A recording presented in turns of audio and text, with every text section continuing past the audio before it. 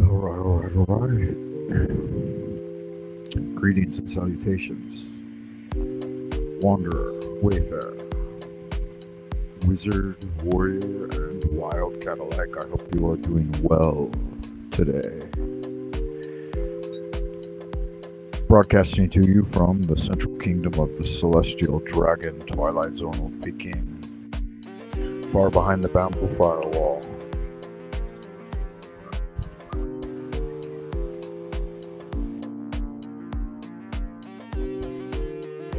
Your friend and well-wisher, Frank Monday. Just trying to get it all together right now.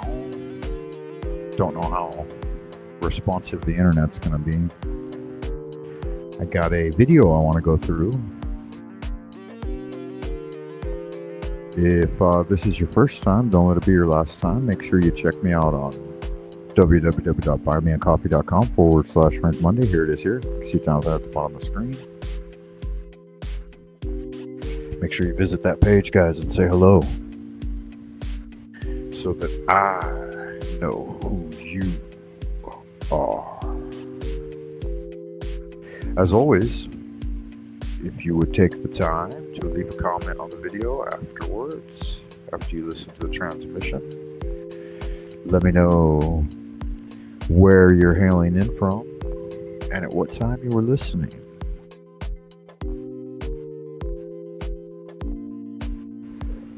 That way I can better gauge when everybody likes to go live. Grand Wizard of the Esoteric Order of Dagon, your friend and well-wisher, Frank Monday, reminding you to hit the like button. That helps out the channel, guys. Go ahead and get today's show started with a simple prayer. Holy art thou, Lord of the universe, the vast and the mighty one, creator of heaven and earth, maker of all things visible and invisible, master of both the light and the darkness, he who was, is, and shall be. We adore thee and we invoke thee.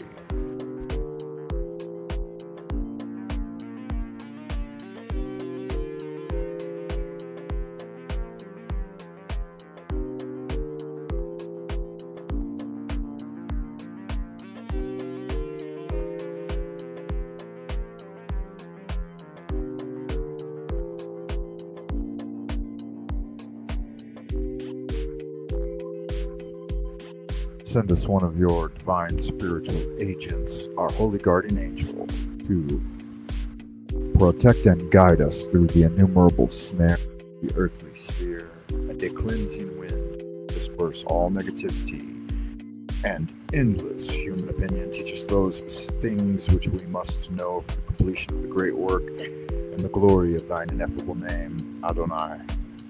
So it is commanded and confirmed. So it be.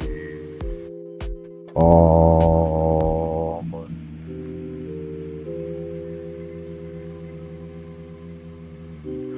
Holy art thou.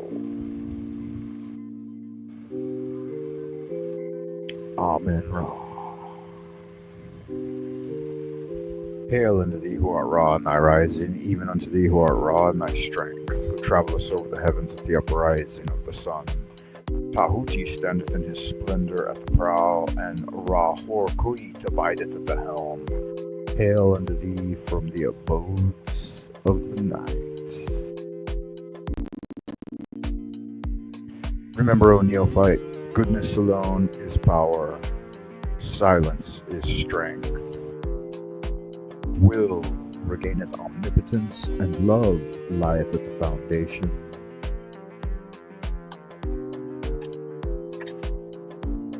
Was the prophet of the Aeon of Horus who quipped that no new horror could be more terrible than the daily torture of the commonplace. That was in fact Howard Philip Lovecraft. That mysterious wizard from Providence, Rhode Island. If you haven't read I think his very first short story, The Alchemist, you should definitely check it out. I've got a copy of it here on my webpage. Let me see if I could open and show that to you. How does this work?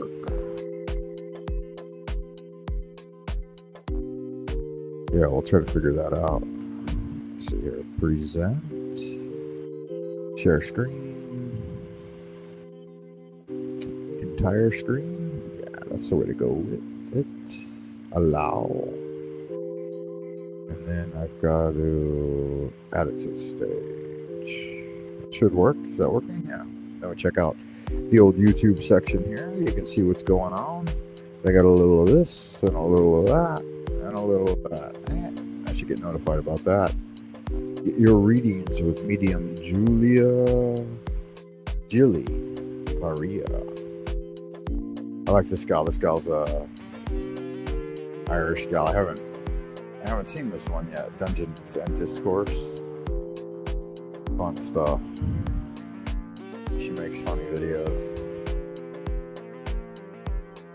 What about Sticks, Hex, and Hammer? You guys watch Sticks, Hex, and Hammer? He's been hitting the bottle a little recently. Poor guy. Being drunk on YouTube is not a good look. Especially for a guy that's got, what, like 1 million subs? Averages 100,000. 100,000 views per video. Alright, here's a little Frank Monday stuff. Yeah, so if you go here to my popular videos section, I think that's where you can find it. Maybe not. Let me see. Where's it at? No, it doesn't turn up on there anymore. Not under videos either. Oh, Magic 101. That's where you can see it. In the Magic 101 playlist, 5 years ago, I did a audio reading, a theatrical presentation of The Alchemist by H.P. Lovecraft. If I recall correctly, he was only 17 when he wrote this. I don't know if I have it in the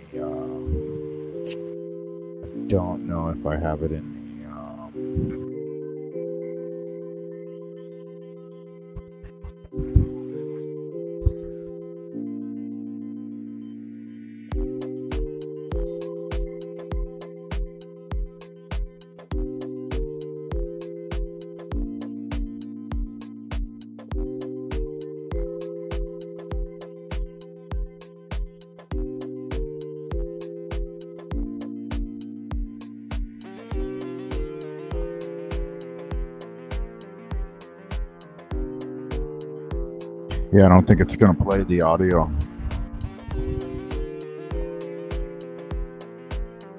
Don't know why. Oh, maybe it was. Hold on, check. Hello, hello, hello. Hello, hello, hello. Could you hear the audio on that a second ago? Don't think so. Why is my audio not working? What's up? Sounds like it is.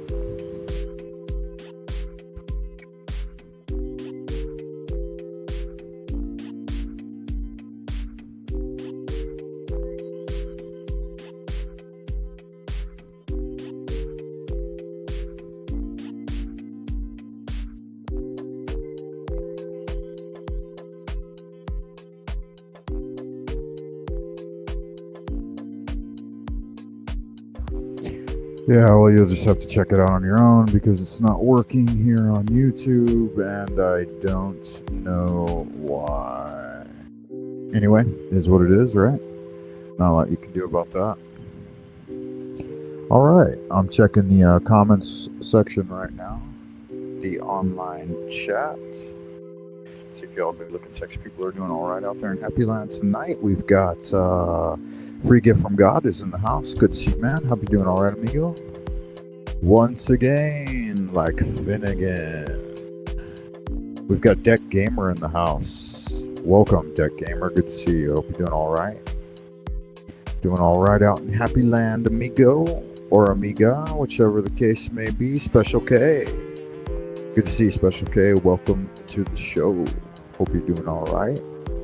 I was just over at your YouTube page, and I subbed your channel, and I left a little comment on one of your community section posts. I believe some graffiti that I saw on a wall there. What didn't have a lot of information about it, I don't think. It just said random art or something like that.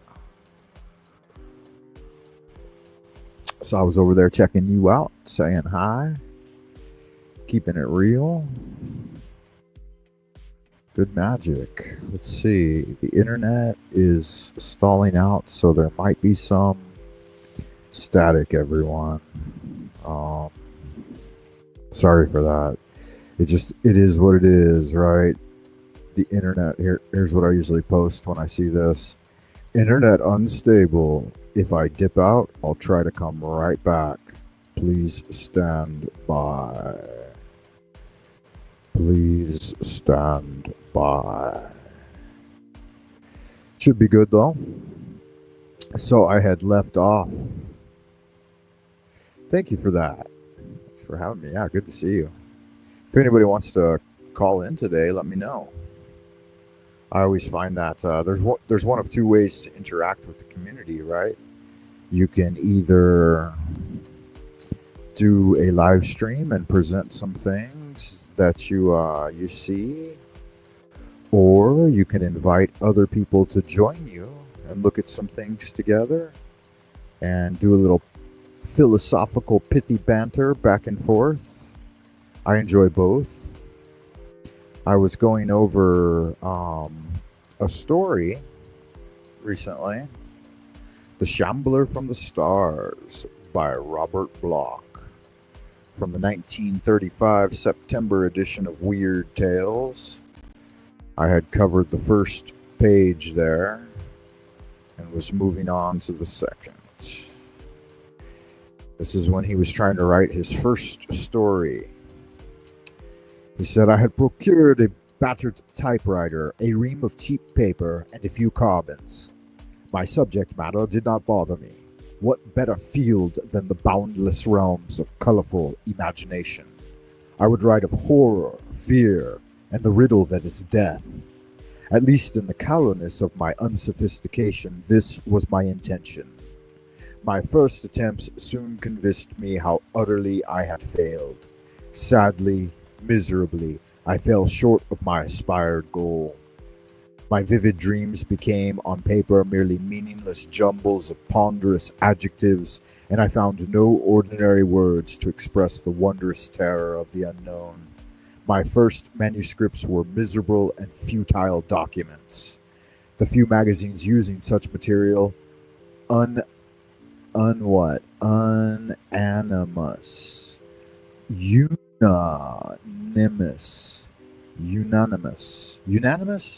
unanimous. I couldn't even fucking read this word. How amazing. Oh, how sad. Where'd it go? I just lost it. There it is. The few magazines using such material being unanimous in their rejections. I had to live. Slowly but surely, I began to adjust my style to my ideas. Laboriously, I experimented with words, phrases, sentence structure. It was work, and hard work at that. I soon learned to sweat. At last, however, one of my stories met with favor, then a second, a third, and a fourth. Soon I begun to master the more obvious tricks of the trade, and the future looked brighter at last. It was with an easier mind that I returned to my dream life and my beloved books. My stories afforded me a somewhat meager livelihood, and for a time this sufficed, but not for long. Ambition, ever an illusion, was the cause of my undoing. This part right here, really good. Really good. I wanted to write a real story, not the stereotypical ephemeral sort of tale I turned out for magazines, but a real work of art. The creation of such a masterpiece became my ideal. I was not a good writer. I was not a good writer, but that was not entirely due to my errors in mechanical style. I felt, the fault of my subject matter. Vampires, werewolves, ghouls, mythological monsters, these things constituted material of little merit, commonplace imagery, ordinary adjectival treatment, and a prosaically anthropocentric point of view were the chief detriments to the production of a really good, weird tale. Yeah, so there it is there. That shows the shift from the older Gothic horror styles to a more modern style of cosmic horror. And you can see it here.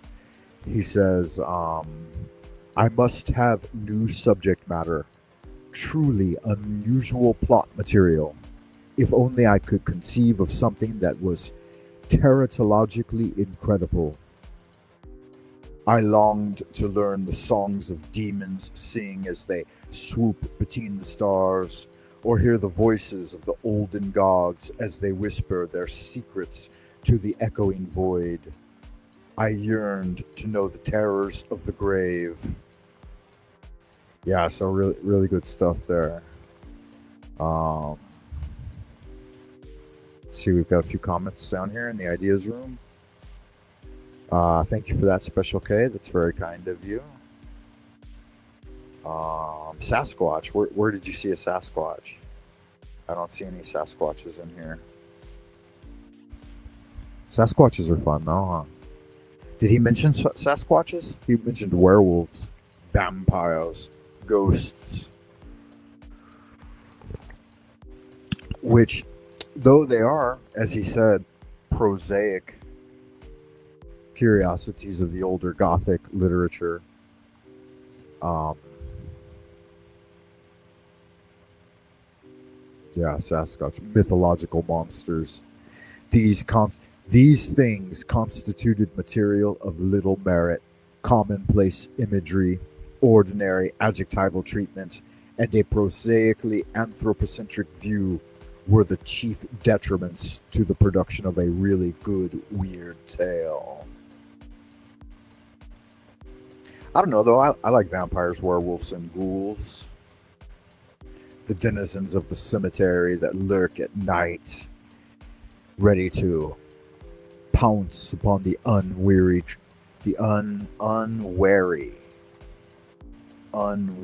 traveler.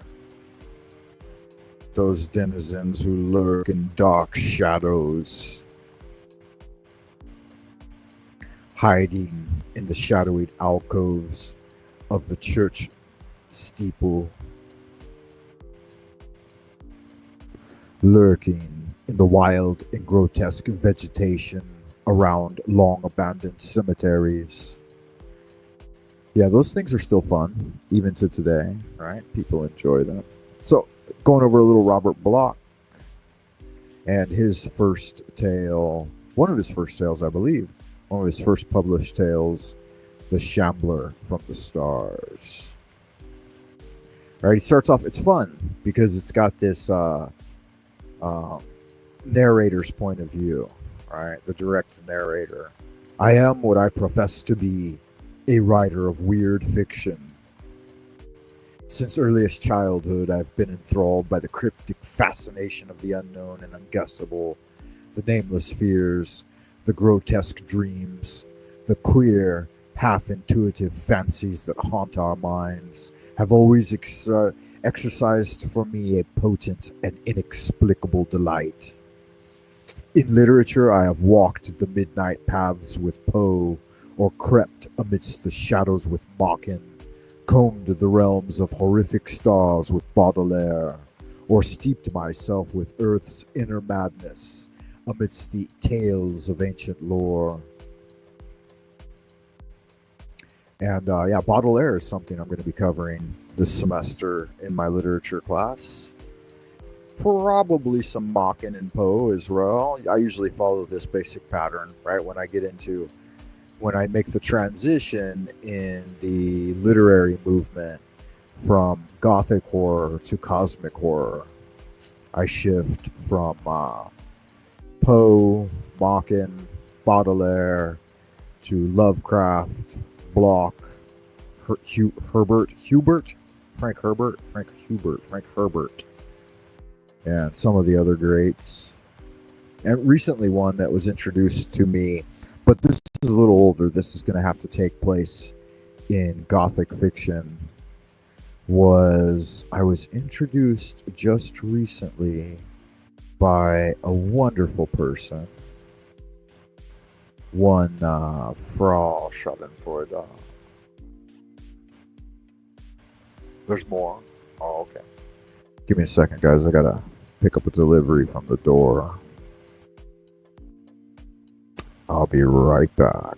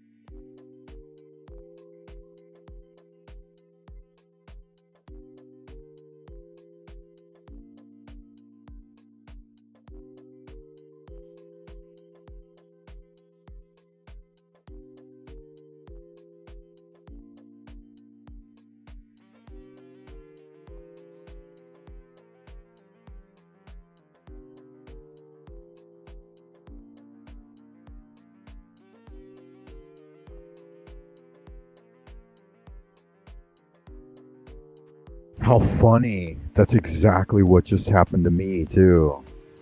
There was a delivery at the door, and I had to grab it. Isn't that synchronistic? How absolutely clever. Yeah, I don't see anything there. Okay, anyway. Moving on then. I'm going to go ahead and drop The Shambler from the Stars. Definitely check it out. It's a short story that I usually assign in AP Lit, just because it's actually pretty simple and straightforward to read. I'll throw it up there for just a second more. There's a couple of points I like to look at in it when I go through it. It mentions a lot of good stuff, like it gives you a foundation in understanding the transition. It's like he's documenting the transition from Gothic literature to cosmic horror, in a sense. I mean, again, let's keep in mind this was one of his first tales, and I believe he was only 20 at the time, if I remember correctly. But it mentions all of those things in language that we have to study, right? So we see here things like, the experimentation with words, phrases, and sentence structure. It's basically telling young students what they need to do in order to write a decent essay, right? You don't want to use commonplace imagery and ordinary adjectival treatment. These are detriments. They're chief detriments, right? You need what does it say here? You need a truly unusual plot material and conceive of something that's terricologically incredible. Let's go on here a little bit. I sought a way. Quietly, I began correspondence with isolated thinkers and dreamers all over the country. There was a hermit in the western hills, a savant in the northern wilds, a mystic dreamer in New England. Do you know who the mystic dreamer in New England is? That's a direct reference to H.P. Lovecraft. So these guys were in communication. And then there's fun stuff through here too. He quoted guardedly from the legendary Necronomicon and spoke timidly of a certain book of Ibon that was reputed to surpass it in utter wildness of its blasphemy. He himself had been a student of these volumes of primal dread, but he did not want me to search too far. He had heard many strange things as a boy in witch-haunted Arkham, right? That's a direct reference right there, where the old shadows still leer and creep, and since then he had wisely shunned the blacker knowledge of the forbidden. So it goes on and on and on. Of course, There's a couple of interesting points here for people who are Cthulhu aficionados. Here. Shops seem to have ever heard of the frightful Necronomicon, the Book of Ibon, or the disquieting Cultes des Ghouls. These books here that he's mentioning, this is the first ever mention of them. I believe the Book of Ibon was created by another writer, maybe Frank Herbert or one of the other ones in Lovecraft's circle. But this one, the Cultes des Ghouls and De Vermis Mysterious, these are the absolute first mentions. He created them for this story. So, persistence brings results. Yeah, it does. Persistence and determination. That's another quote from that time period. That's from, was it Theodore Roosevelt or another president? I can't remember. No, it wasn't Roosevelt. It was, anyway, I keep all these things in my notes, and I point them out as we go through this piece of literature. These allusions, right? Persistence and determination alone are omnipotent, and persistence brings results.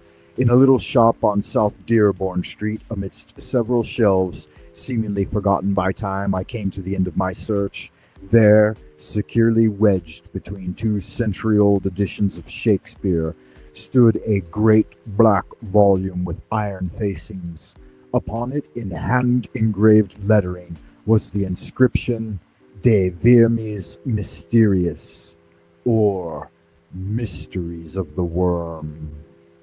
The proprietor could not tell me how it had come into his possession. Years before, perhaps it had been included in some second-hand job lot. He was obviously unaware of its nature, for I purchased it with a $1 bill, with a single $1 bill, right? He was obviously unaware of its nature, for I purchased it with a single $1 bill. He wrapped the ponderous thing for me, well pleased at this unexpected sale, and bade me a very satisfied good day.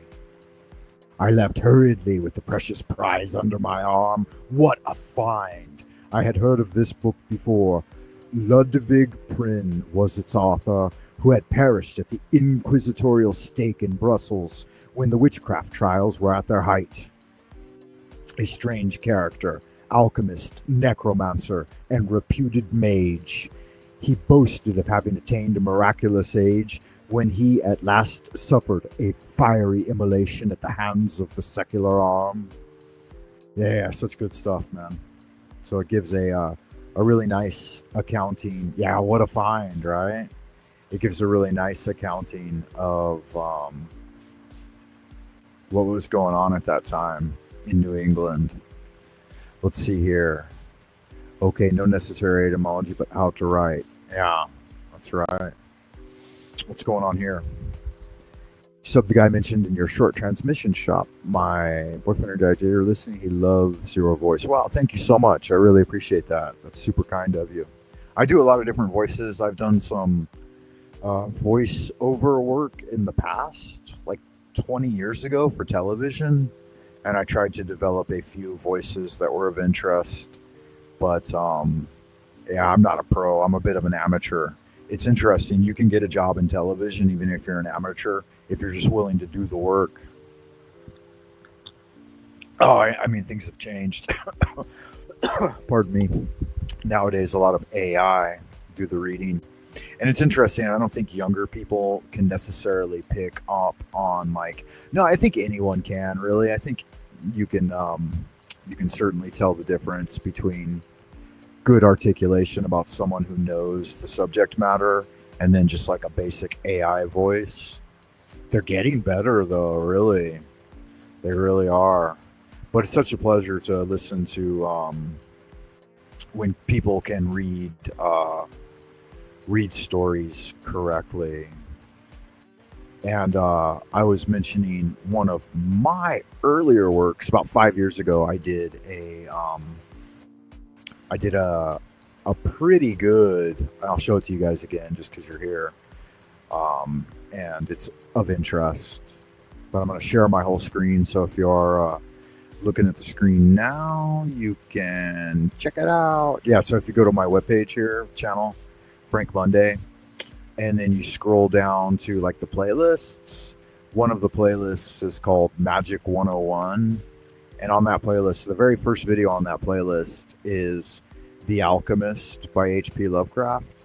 And I read this based on an audiobook that used to be in the public domain at a website called Voices in the Dark, which no longer works. It's defunct now.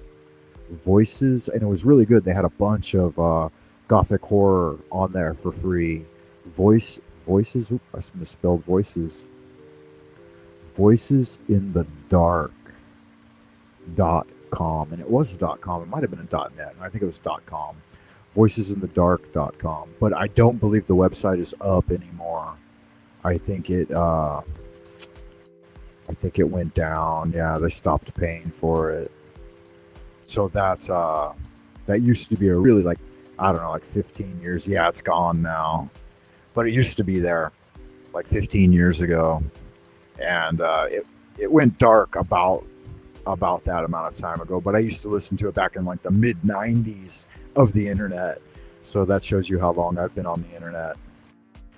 Yeah, so like midnight. And The Alchemist, this one is by Lovecraft, not the more famous one that's written by someone else. I forget. Okay, you got that. All right, cool. Yeah, so I was interested in that. Is the background music a little bit annoying? I kind of have it low, but sometimes it can be a little bit annoying. But it helps if it helps to fill the dead air sometimes, right? That way I don't have to strain myself, and I can go a little longer if I don't have to talk constantly, right? That's why I like to invite people on the show. So here's what I wanted to look at today. I don't know if you guys are familiar with this guy or not. Powerful lessons to ignite immediate change in your life. This is a new channel I've been checking out that's got a lot of what is that? Like AI generated art, and I don't think the scripts are AI generated. It sounds like the guy does his homework and writes his own essays. But the name of this channel is Grim-Faced Motivation, and I've been finding a lot of fun in it. It basically, like, he just talks about like stoic aphorisms and stuff for the most part, which is really popular among men right now. Okay, good. Thank you for that. I appreciate that, Special K. That's helpful. I like it. It's kind of chill. It's called Daydreaming here on the StreamYard, and it helps fills what the radio people call dead airspace. Because you'll notice, like, these days in podcasting and internet transmissions, like, people just, if they do a video, like, they edit it so that there's absolutely no dead air whatsoever. Or if there is, then, you know, it's like for sound effects or a little bit of music or something like that. But for the most part, they just talk straight through the entire video, 20 minutes of rapid fire talking. And this doesn't give listeners any opportunity to reflect. So it's a low level sort of mind control. Like, but at the same time, if dead airspace occurs, people will tune out. So yeah, this one from the name of this channel is called Grim-Faced Motivation. I think you could see it in his logo there. Grim-Faced Motivation. And he does some pretty good work, man. He does like a daily video. Good God, the amount of labor involved in that. So yeah, check it out.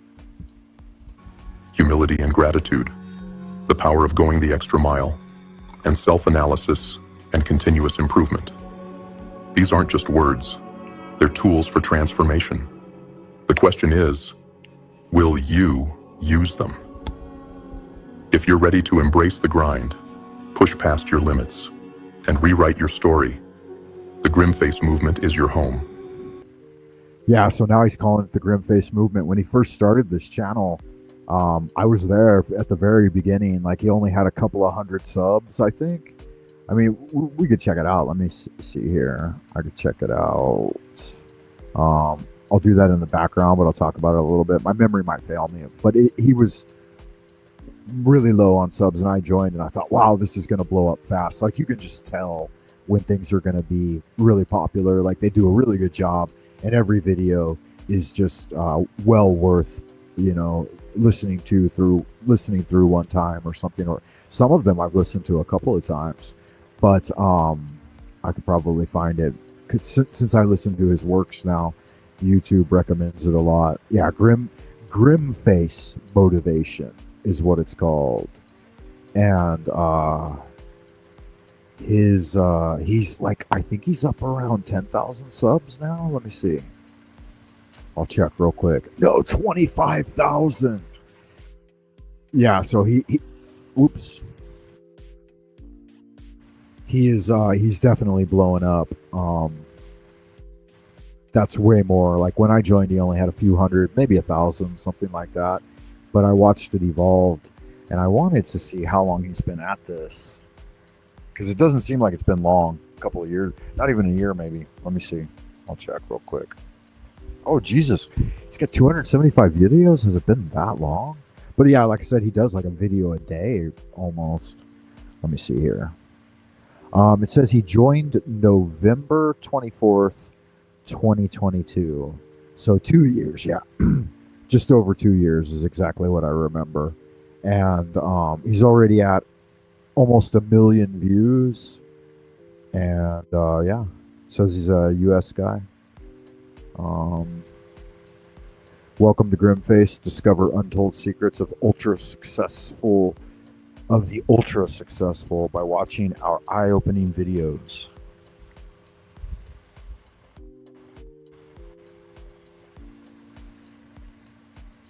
It's time to listen to your inner voice, cut out the noise, and learn the secrets that the top 1% don't want you to know. It's interesting too, because like everything in it, everything he generates is stuff that I've studied my entire life. Yeah, Grimface Motivation, that's the one. I'm gonna sub up.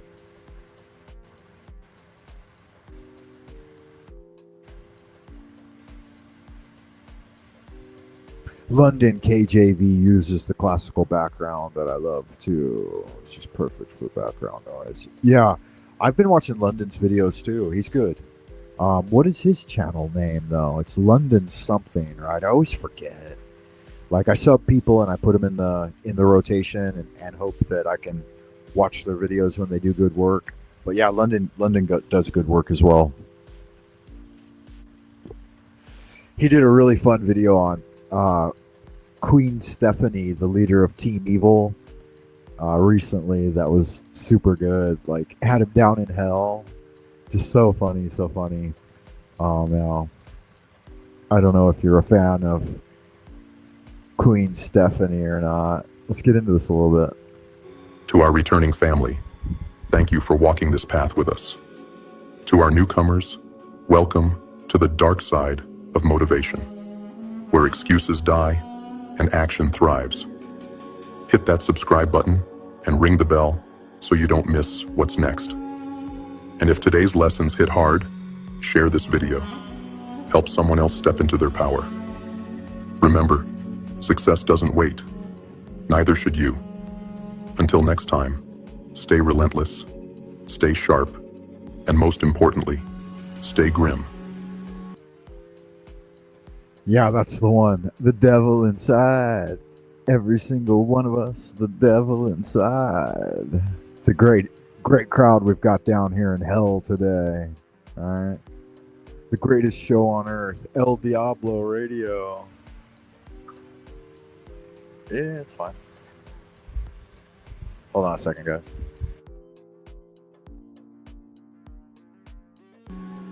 Lesson 1. Humility and gratitude. Success is seductive, isn't it? The gleam of accomplishment blinds many to the truth. No one climbs to the summit alone. We are quick to glorify the lone wolf, the self-made conqueror, the hero who stood against the world. But these myths, though alluring, mask a harsher reality. The truth is this: the ladder to success is crowded with unseen hands holding it steady. Those hands are the teachers who shaped us. Yeah, I appreciate the fact that he mentions teachers, because as some of you may know, I work as a high school teacher. And I think they're important. Like, funny thing is, there were only my entire career as a kid going through school. For the most part, I fucking hated it. And there was only like maybe one, two, possibly three teachers throughout my entire K through 12 career that ever made an impact on me. And I thought were actually cool teachers. And that's who I try to mirror myself on, because there were so many teachers that were just there doing the day-to-day drudgery of teaching class. But there was the very few unique teacher, and some early in their careers, some late in their careers, that actually had that divine spark of insight, and they were there to, you know, not just teach a class, but to actually literally go through the material over and over and over again themselves. The first one that I had that really made an impact on me was, and this will be a short story, I'll make it pretty quick, we'll get back to the video, but my second grade teacher, second or third, I think she was second, Mrs. Chambers, she was a young teacher, maybe late 20s, and had a master's degree in literature. And she taught all of us like the Greek alphabet, the Hebrew alphabet, Roman numerals, French, what are those? French nursery rhymes. Like every day she had a whole program that she liked to do herself. And she just like took us through it every single day. At nap time after lunch, we would come back and we would have a nap time. And she would read us the Chronicles of Narnia and a couple of other different books. But she went through the Chronicles of Narnia, I think, in the second grade. I believe I had her in the third grade, too. I think I had that teacher for 2 years. Like, it was a private school, so it was like a combined second, third grade class. But, yeah, we learned all of that in her class. And it was just really, really good. Like, she really had a passion for it, you could tell. And as a kid, that's like super important. Like if your teacher's there just, you know, just being an asshat, then it's no kind of fun. But anyway, yeah, so he mentioned that. And then another one, there's a couple more, but I'll mention one other ones. In high school, my algebra teacher, he taught algebra 1, 2, and it's like advanced algebra, college algebra. And I took all three just because he was a fun teacher. Like for some reason, I really jived with algebra. A lot of people didn't like it, but like I found it far more easy to do algebra than the other choices were like calculus, trigonometry, that kind of thing. And I didn't go into those classes because I didn't plan on specializing in any kind of math or engineering. And I already decided I wanted to study literature, probably from the influence of my second grade teacher. Yeah, she told us the story of like Gilgamesh and some Shakespearean stuff. But yeah, anyway, so this math teacher, he was so much fun to work with, and he always made every single algorithm like really easy to figure out. And because he just taught us he taught us the methods he used to get through grad school, because he was like a PhD mathematician, and he was an older guy, probably in his, I would say, late 50s to early 60s, and he had perfectly gray hair, and his hair was perfectly groomed every day, and he just brushed his hair. He kept it really nice, and really good looking man. But he always wore like a nice shirt and a tie and a waistcoat, like a vest and a sports jacket. And he would come in and he would teach every single class like exactly the same way. Like he had a really well-established pattern. The only thing that he had a drawback was he had a bit of a speech impediment. So maybe he'd had a stroke at some point or something, but like he said a lot of funny things. But one of the things I remember that was funny about his speech impediment was, rather than function, he would say fuction. And every time he said it, I laughed. Like I had him for 3 years, something like that, like 10th, 11th, and 12th grade. And he was a well-liked teacher, and it was kind of hard to get into his classes too, but I had gotten in because I had really good math scores coming out of junior high, and so I was allowed to go like into his class. And like the first semester or something, everyone kind of made fun of it, but then by the end of it, you know, it just kind of blends into the background, and you don't. But even I don't know, even to the end, every time he said function, he said function, and he didn't say it exactly function. Maybe he was doing it on purpose. I don't know. But to this day, that always tickles me. But I even to this day, I still remember some of the methods he used to work through algebraic equations. I mean, that's just how good he was. He made it really fun. He isolated each element. He told you how they worked together. And he's like, it's easy, it's easy, it's easy. He always said that. He always said, it's so easy. And so in your mind, you start thinking that even the most complex, like high-level algebraic functions are just easy after you've worked your way through them a few times. And so that was good. And as a result, like, he always he wanted everyone to get an A on the midterm and the final, and took you 3 times, huh? 5th year senior, put it off and finally passed. Slope y equals mx plus b. That's all I remember. Function, yeah, it was so funny, so funny. Yeah, he was a really great teacher. Let me see if I can remember his name. Jesus. Mr. something. He might have been a Lawrence. He might have been Mr. Lawrence or Mr. Johnson. I don't remember now. He was worth remembering, but I remember Mrs. Chambers. I remember her. I think in the 2nd or 3rd grade, I think I had a bit of a crush on her. She was a really attractive young teacher. But yeah, I was interested in girls from day one. I had a girlfriend in kindergarten and 1st grade and 2nd grade, and then I had like a gap. I didn't have a girlfriend in 3rd, 4th, and 5th grade, but I had a girlfriend in 6th grade, 7th grade. Like, you know, growing up in America, it seems like our parents encouraged it. You know, they're like, my dad would like literally ask me. He'd be like, "Did you find a girlfriend yet, kiddo?" You know, like in kindergarten and shit. Like, this is the first kind of thing they were interested in. Because my dad was like, I don't know, he was really worried about like any of his children becoming gay.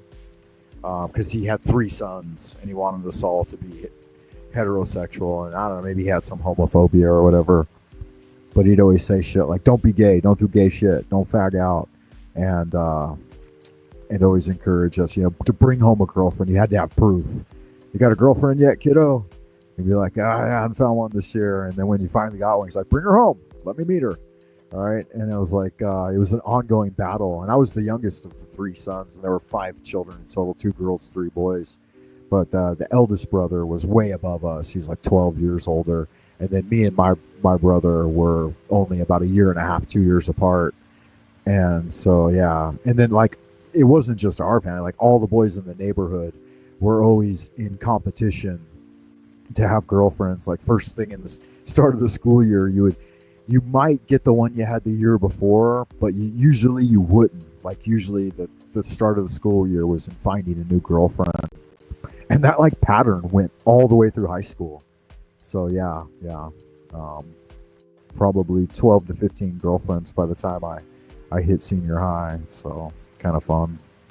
Anyway, and then there was a lot of pressure to lose the old virginity as well. And that started in like junior high. So you can imagine, much different these days. I don't know, man. The U.S. is probably still like that. That probably still has that culture. But yeah, good fun. Let me play a little more of this video, guys. The rivals who pushed us harder, the allies who shared their wisdom, and even the critics who sharpened our resolve. Every mentor, every challenge, every moment of support, seen or unseen, has played a role in lifting us higher. Yet how often do we look back to acknowledge them?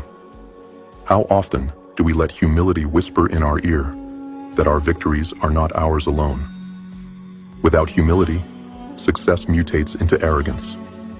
Arrogance breeds isolation. And isolation, it's the slow poison that kills growth and progress. It is the silent destroyer of potential, the barrier between you and the people who could help you reach even greater heights. Humility is not weakness. It is power restrained, power refined. It is the recognition that while you may be strong, the strength of others has fortified your path. It is the realization that greatness does not come from standing above others, but from standing with them.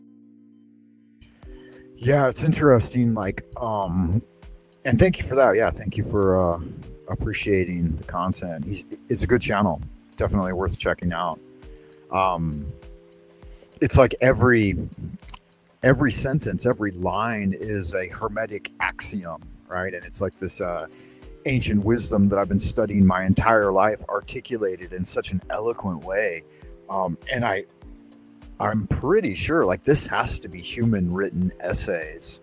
Like this can't, I mean, I guess it could be partially AI generated if he's, using large language model and then, tailoring it so that it's all very specific on the material that it's referencing.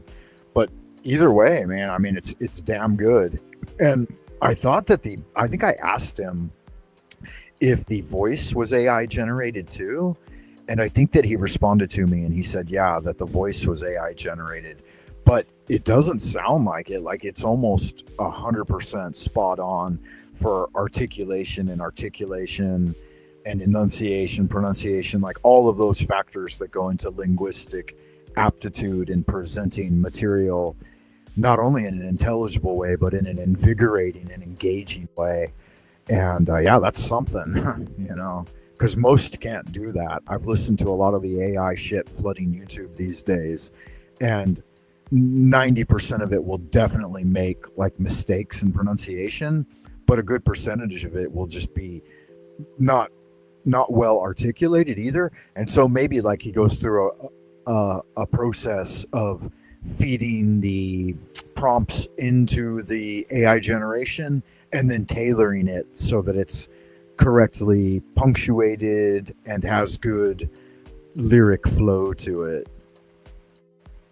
Yeah, I think so. I think it is. I think he did say that it is an AI voice. But yeah, check it out. It's really good. It is the quiet strength to admit you needed help, that you are not invincible, and that your success is part of a larger, interconnected story. And what of gratitude? Gratitude is the mortar that binds relationships. It is the simple act of saying, I see you. I value you. I thank you. And look at how easily synchronistic it is, right? Like he says, gratitude is the binding agent of good relationships. And it's like, yeah, I see you out there, Special K, right? I value you. It's so funny how like wisdom, right? I study a lot of Solomonic wisdom and the ancient Greek wisdom and Chinese wisdom and all of these different, fonts of aphorisms, axioms, affirmations, proverbs, sayings, maxims, mottos, all of this different type of thing.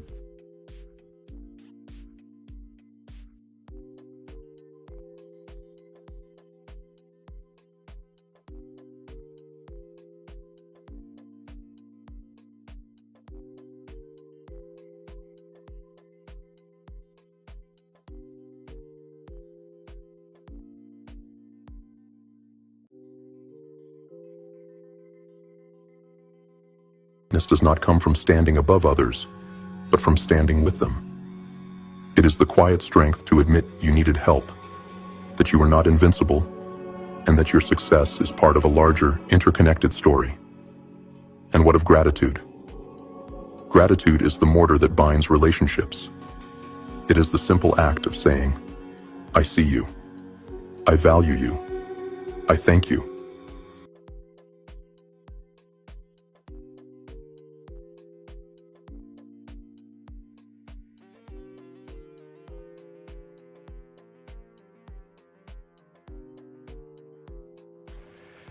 Yeah. One of his videos that he did recently, not long ago, couple of weeks ago, maybe, was one where he recommended 5 different affirmations, like to start your day each day. And the second one was gratitude. So the first one was, And it's funny too, because a lot of this stuff comes from Taoist literature as well. Like I had already been doing this since I was a teenager. And it's like he's exposing everything I've been doing for the last 40 years as a individual cultivator of esoteric and occult knowledge. And so he's 5 aphorisms. This is the first one. The second one's I'm grateful for all that I have. The third one, I'm capable of achieving great things, right? The great work, as it were. The fourth one, I embrace challenges as opportunities for growth, right? Facing the challenge. The 100-day challenge. I started the 100-day challenge before Grimface started this. So maybe there's some influence. Maybe there's some cooperative influence. At least there's an influence on the YouTube algorithm and bringing forward channels that are similar to my own goals or the things I already do. So I think that's part of it too.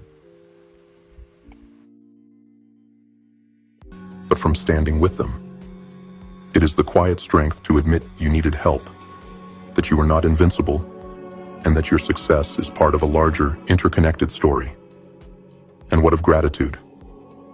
Gratitude is the mortar that binds relationships. It is the simple act of saying, I see you. I value you. I thank you. It is not a currency of debt. It is a currency of respect.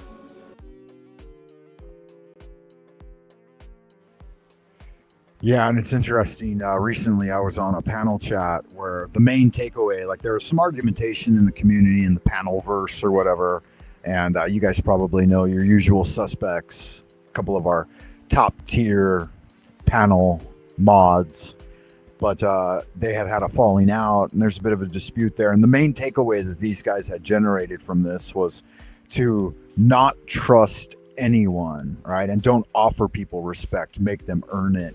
And I thought, man, that's exactly diametrically opposed to everything I've learned to be true. Like I grew up as a Boy Scout, and I was a Boy Scout leader for like 6 years. And our philosophy and our creed is to extend kindness and courtesy and sincerity in everything you do. And absolutely always offer people your trust and respect first. And when I got involved in this panel verse about 6 months ago, like I immediately realized how cynical and suspicious all of these characters are. Like they don't trust anyone and they think everyone's out to get them and stab them in the back. And I was like, God, you guys are not you guys, but a lot of these folks exist in an extremely toxic environment. And I thought, man, this is the exact opposite of what I know to be true. I offer my respect and trust day one. If we have the old expression, fuck me once, shame on you. Fuck me twice, shame on me. And so I'm definitely going to offer, I'm going to try to make friends, fast friendships. And then if you get betrayed, well, then don't let them fuck you over a second time. I mean, even Jesus said, turn the other cheek, but there's only a couple of times you can do that before you got to whip out the bullwhip and tell them to fuck off, right? So I disagree with the philosophy that you shouldn't trust anyone. I think you should trust people, because in Taoism, we say that he who does not trust enough will not be trusted. He who does not offer respect will not be respected. And Lao Tzu goes on to say in the Tao Te Ching, he says that a person of goodness is good to those who are good, but they are also good to those who are not good, because goodness is the virtue. It's the nature of your being. And when you're being good, you just express goodness. You don't get into this mentality of once bitten, twice shy. Though at the same time, I think you have to have balance. You can't just let people walk in and shit all over you all the time. If every time you open the door to someone, they come in and take a shit right in the middle of your living room, then you're not going to just keep opening the door to that. You know what I mean? So yeah, and I think so. Yeah, I've got a lot of different mottos that I've adapted and utilized throughout my life, and this is the Boy Scouts creed: always be prepared. Always do a good turn daily, this type of thing. It's always kind of been my nature. It was the way I was raised. I was raised by a retired Navy officer that was, achieved a very high level during World War II, and was a businessman in Los Angeles that had a lot of shit going on. And he taught me well. My dad, I believe my father, he was my hero when I was a kid. And he still is, in a kind of sense, because he achieved a fuck lot more than any other man I've ever come across. He was almost like on the Trump level of achievement. Not quite, but he was up there. We started out lower middle class, but by the time I was in high school, we were upper middle class. And watching my pops do that, and his basic work ethic was you get up every fucking day, no matter what's happening, and you go to work. And throughout my life, I watched that pattern, and I was like, a man has a castle, and he gets up every single day and goes and builds a business. And he wasn't scared to integrate his business with his family. He elevated my older brothers into positions of business leadership, and even taught the sisters, put them through things like secretarial, and another sister did stenography, and another sister went into city management. She was a city management in LA. And I had other family members that also did military service. But that's the one thing that he made me swear I would never do, me and my other brother. We were very, very young, and he made us swear that we would never join the military, because he didn't get into the details, but he did 22 years of naval service. And that was something that he made us swear, what was it? 2 things: not to ever become a homosexual, and never to join the military. And he didn't have to explain. He just, we had to swear those things as youth. Oh, and then later on, he made us swear that we would never ride motorcycles, because our eldest brother ended up getting killed on his motorcycle.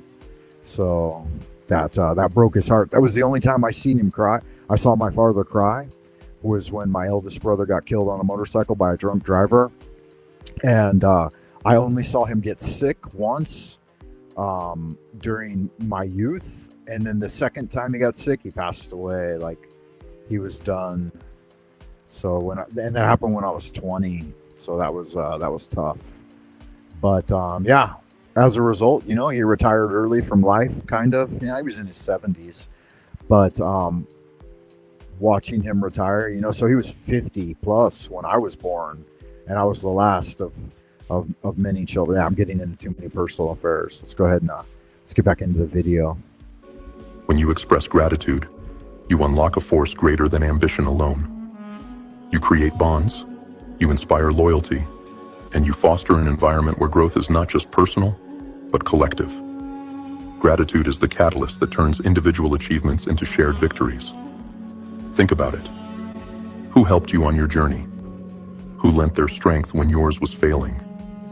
Who was there in the shadows, supporting you while you stood in the spotlight? Have you thanked them? Have you honored their contribution? Right. And this, I think, is a part of the gratitude thing too. Like, you have to remember who helped you along the way. And I do.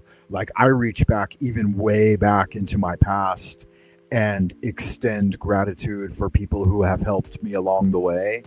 And I think it's super important, like that, because that continues to strengthen your foundation, and it shows that you remember these things and that you do have genuine gratitude for people that extended help to you.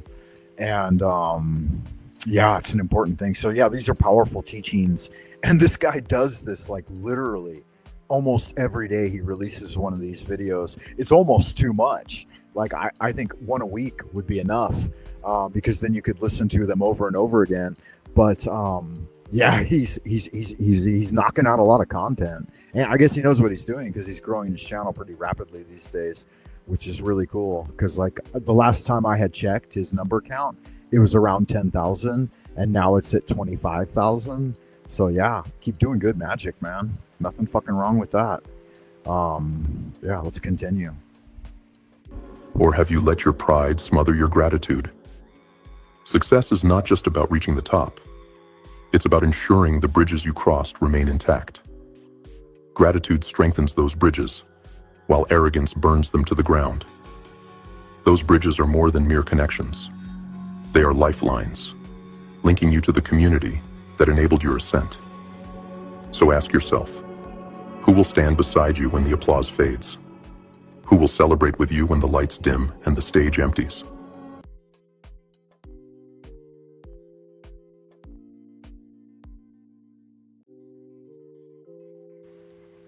Yeah, thank you for that, Special K.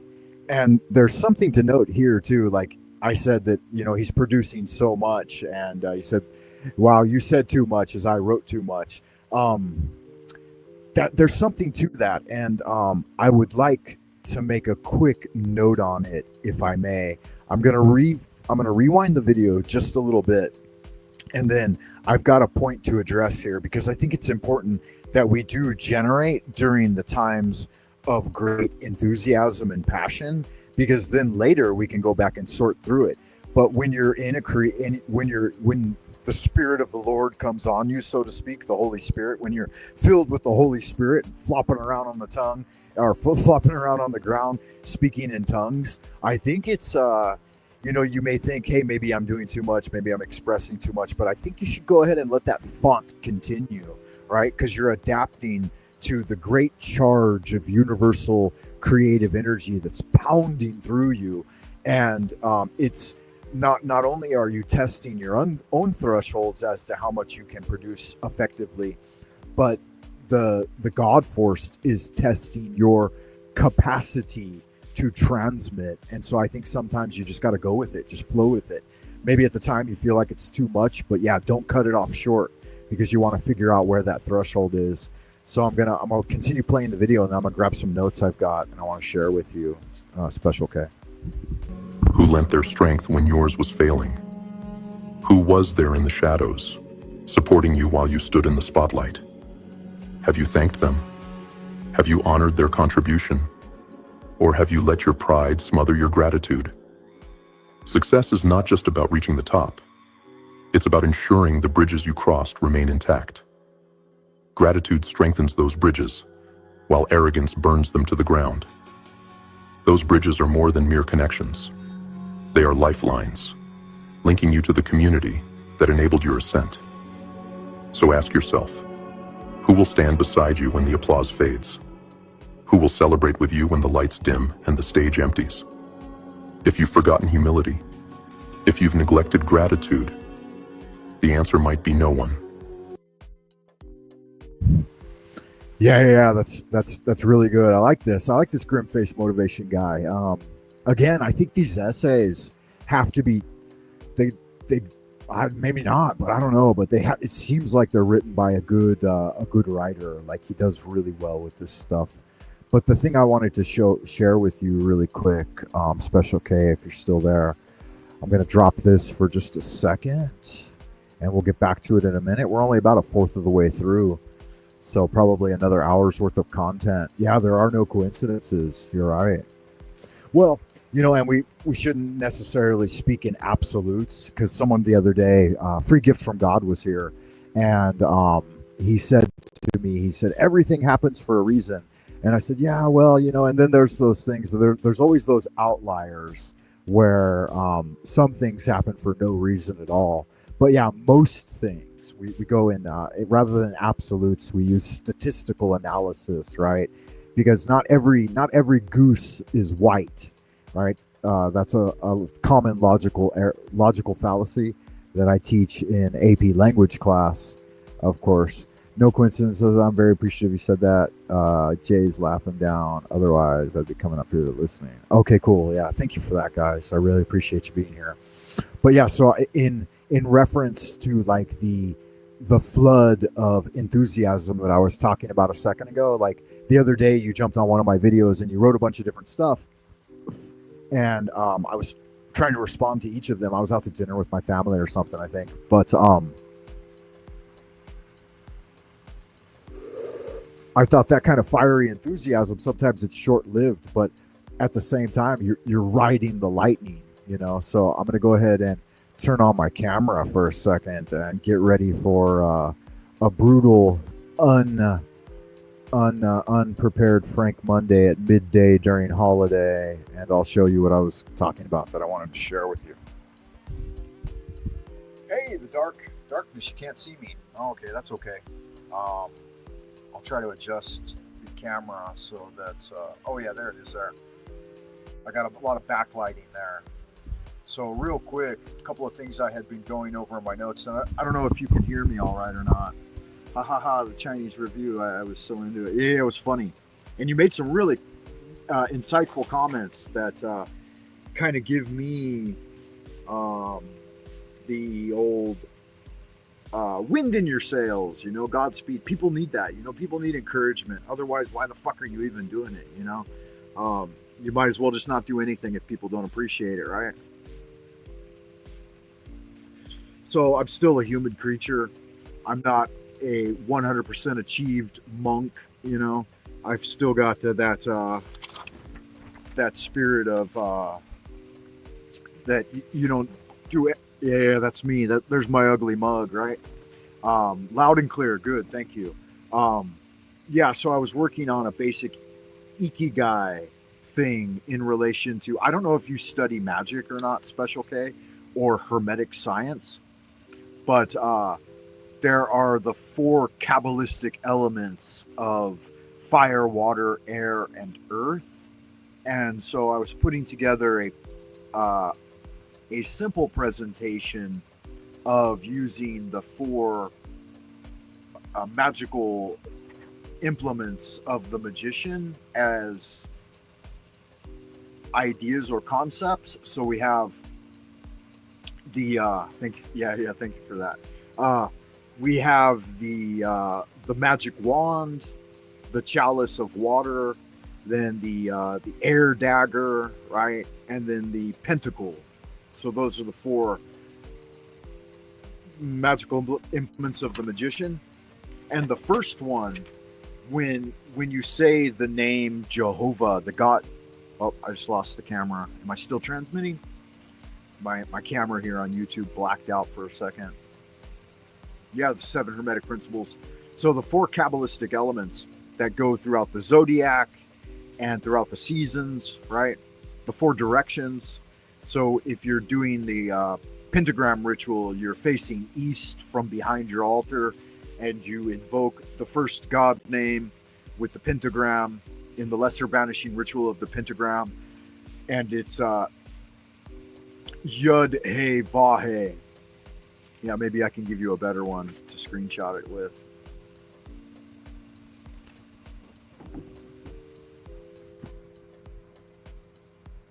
Yeah, so in the first step in the Yud He Vahe, when the Yud of the Hebrew character, it comes down and illuminates the mind, this is the time to fire up your magical wand, you know, as it were. But it's stimulating the psychosexual energy at the root chakra, right? The Dantian, the lower Dantian. And that's when it starts to rise with great fire. And you do have to be careful, right? You shouldn't let it burn out too quickly. But at the same time, you should cultivate that enthusiasm, that vigor, that striking of the lightning strike coming down the tree of life. You should cultivate it. And then it's at this point that when it starts to taper a little bit, that's when you move on to the second, the emotional, the Hey, Yud Hey, the Hey part of the God named Jehovah, where you consider the currents. What did I write there? Consider the currents that run contrary to your will. So when that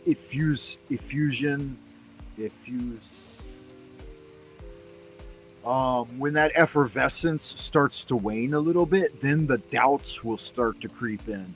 All of the things that juxtapose themselves to your original intent, right? You start doubting yourself, you start doubting the things you said and all of this. And this is when you have to move into the third step, when you start to feel those things. Then you move into the third step, the air dagger. This is the elements of the intellect. And this represents the character, the Hebrew letter Vav, coming down from Da'ath and into the lower Dantian.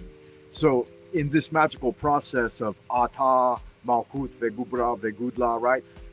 Aniyahava, right? When you say these magical incantations, or Aniyahava is also the origin of abracadabra, right? And so it's a descent of the God energy into the body of man or woman, right? The high priestess and the magician and his high priestess. And here's where you have to, I wrote, you have to transfer the E to the other than conscious mind. So you use the air dagger for discernment and for cutting away those negative things, those doubts, those inhibitions. You use that air dagger of the mind, what we also call the sword of wisdom, the sword of intellectual power. You use it to cut away the weeds and shadows that seek to stop your original impetus, right? Because they seek to, well, you want to stay in your comfort zone and you don't want to reach out and do greater work. Yeah, you have to have discernment. So that's the next one. And then after the cutting away, you finally arrive at the pentacle. This is the symbol, the golden coin, the silver key, the earth pentacle. It's the realization in the fourth stage. It's the last hay on the body, but it's the paucism of the three stages of magic. The first is volantia, the second is decreeism, and the third is paucism. So this represents the paucism state. And I wrote here, relax and wait for the fruition of your magic. So once the magical intent has begun, right? Once you've summoned the triangle of art and you've put out the intention for whatever it is to manifest in your reality or to come about in your life, whether it be a person, a place, a destination, the manifestation of a thing like $1,000 or whatever, or an event, or the ability to have greater communication and conversation with your higher divine genius, then you've gone through this process of cutting away the skepticism and the inhibitions and the shadows. Now you just sit back and wait and realize that the first and the last are connected.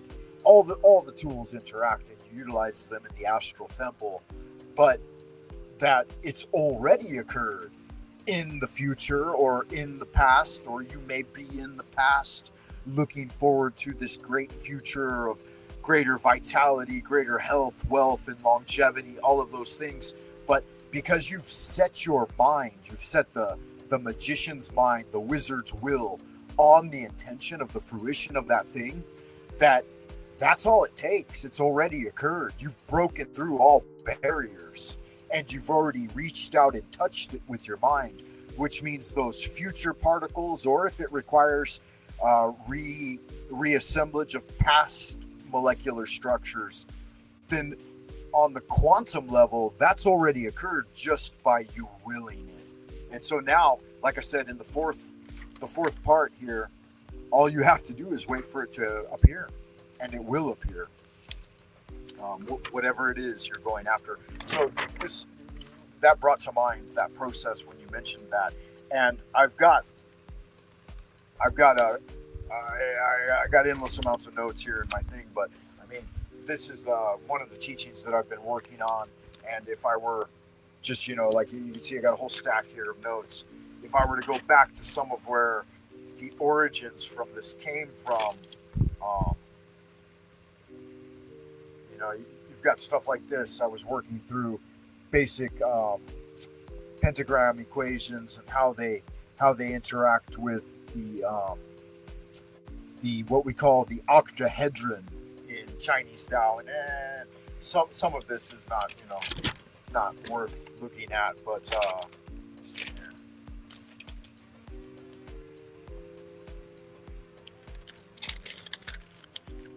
Some of this is not suitable for public consumption, but yeah, you can see where some of the notations began and how it morphed over time.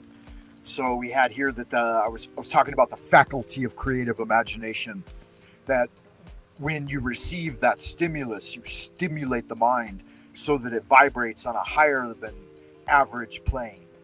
And once the mind is in that stimulated state and you're producing, then you invoke your Valantia, or your will, your wizard's will, the magical intent, and concentrate on the known factors, the finished parts of your vision, item, or invention, and then form in your mind those unknown factors. Allow those to rise, those doubts, the unfinished parts, the big question of, but how do I get there? And then you cut those away with the athame, right, with the air dagger, and hold in your mind the intention that it will happen. It doesn't matter how it happens. You don't have to worry about that. That's what magic is about. You don't have to worry about how it's going to occur. And then you start to relax. Once you've transferred over the intent to the other than conscious mind firmly through repetition, abracadabra, aniyahava, abracadabra, abracadabra, right? And you've used the invocation to transfer that visualized intent into the subconscious mind. Then you relax your mind and let go of all thought and sit back and wait for answers to flash in front of your mind. And that's the basic process right there. It's really simple, really straightforward, really easy to do. You can use it for literally anything. You can use it for solving any problem. Use it for manifesting anything positive you want in your life, whether it be some extra spending cash, some extra handy money to have around, a couple of extra packs of cigarettes. I mean, it could be used for mundane things throughout the day. You could use it to summon prophetic visions. You could use it. So the method is supreme, and the method has been taught to us in the very first sentence of the Bible.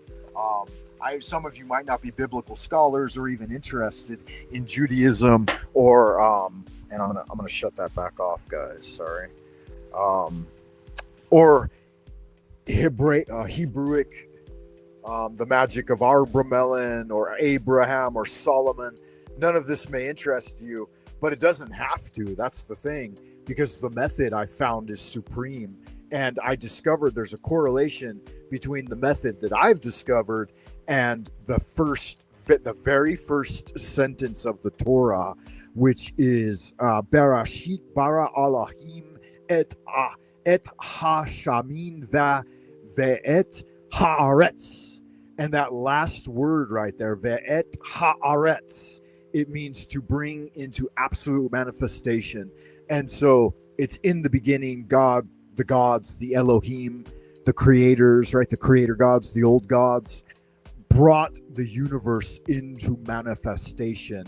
And that very last sentence there, the ve'et aharetz, it describes what I just told you.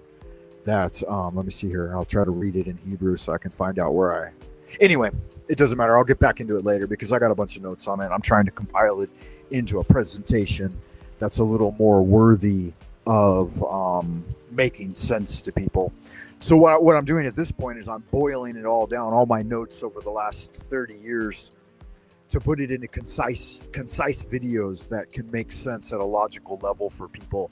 Because I believe, I truly believe, and somehow I even know, because in the past I've done it, but that this method can do big things. Like, you learn how to use it and you practice it often, you can make things happen. And so I want to share it with people at some point. But yeah, you got me excited, and when you mentioned this back here, let me get back to the original idea that inspired me. Let's see if I can find it real quick. Yeah, when we were having that brief discussion, and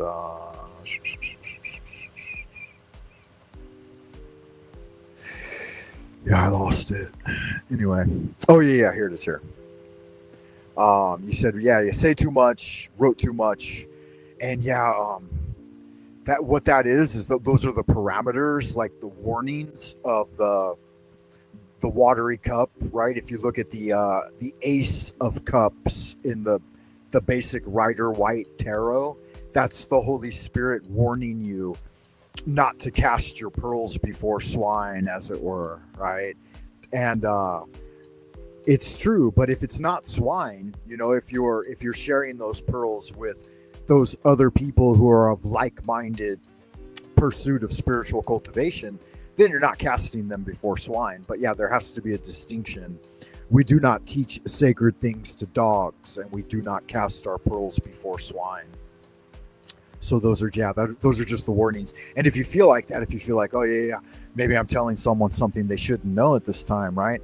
Then you just have to consider, well, what is the energetic response of what am I receiving? Where's the feedback loop, and what do I need to cut away? Those doubts in the mind and this type of thing. Yeah. So, so thank you for your inspiration to bring that forward a little more, and hopefully I didn't obfuscate it too much. Let's see what Grimface Warrior's talking about here, because it likewise inspired me. So let's have a little look. Your head, not to diminish yourself, but to honor those who have walked beside you. Speak your gratitude, not because you owe it, but because it binds your strength with theirs. Say the words aloud. Thank you. I couldn't have done this without you. This is the lesson of humility and gratitude. Success is sweeter when shared, and its roots grow deeper when watered with acknowledgement. In the end, it is not just about what you achieve, but about the connections you strengthen along the way. It is about lifting others as you climb, about building a legacy of unity and respect, about creating a ripple of positivity that echoes far beyond your individual success. Remember this truth and carry it with you. You may stand alone in the spotlight, but it is the unseen hands that keep you steady. Never forget them. Never stop thanking them, for they are the foundation of all you will ever achieve. And if you find yourself standing at the summit, turn around. Look back at those who helped you. Offer them a hand, a word of thanks, a piece of your success. For that is true greatness, not in the heights you reach, but in the gratitude you show and the humility you embody along the way.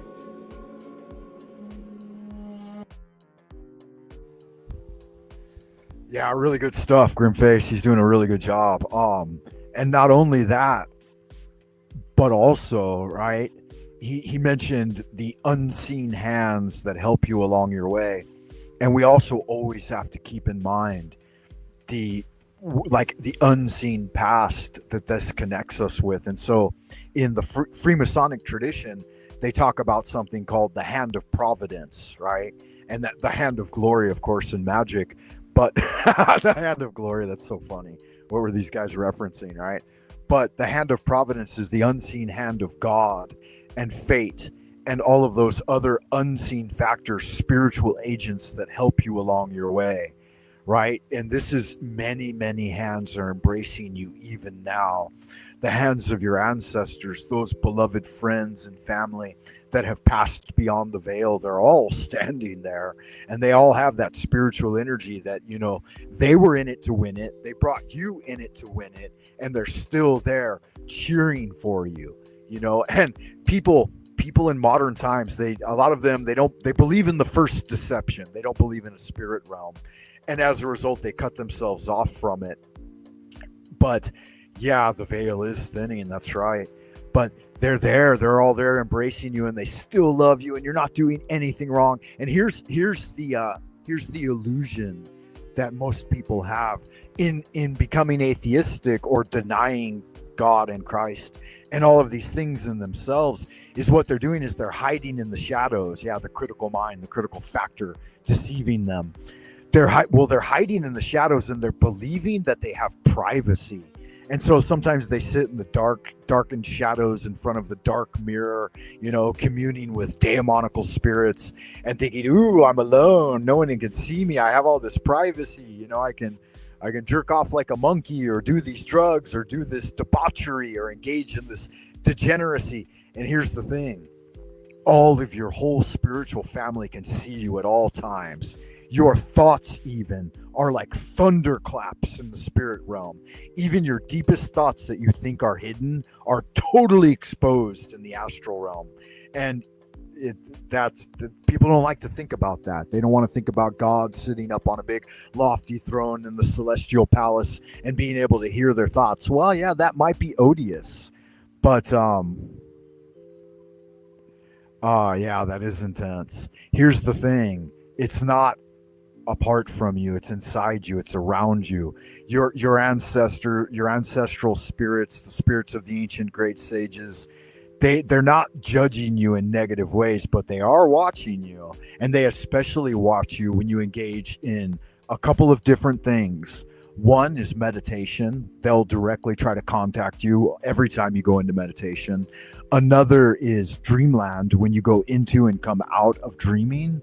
Another is when you have philosophical and spiritual conversations with other people. They gather around and listen and try to warn you if you make mistakes and encourage you when you're doing the right thing. And another thing is when you sit and do your own journaling.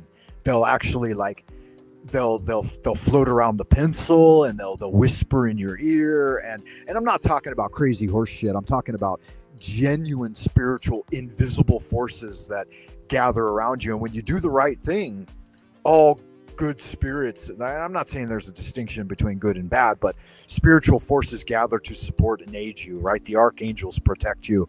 And when you do bad things, they start to abandon you. And it's not that they're abandoning you, it's that you're driving them away, right? So, and everybody intrinsically knows what are good things, what are bad things, right? And those things are sometimes hard for people to see when they get lost in the chaos of their mind and in the chaos of human opinion around them. But these spiritual truths have been there since days of old and continue with us and into the present, and they'll be brought forward even into the future. Yeah, so one really penetrating text, a very short pamphlet, in fact, that I read that made this aware of me, and it came to me at a time when everyone in my life had all the wonderful people that I loved and wanted to spend my retirement with suddenly died. You know, they all started to die during the old Kuvis. You know, each year of the Kuvis, 2020, 21, 2022, 2023, 2024, I lost one of the most beloved people in my life.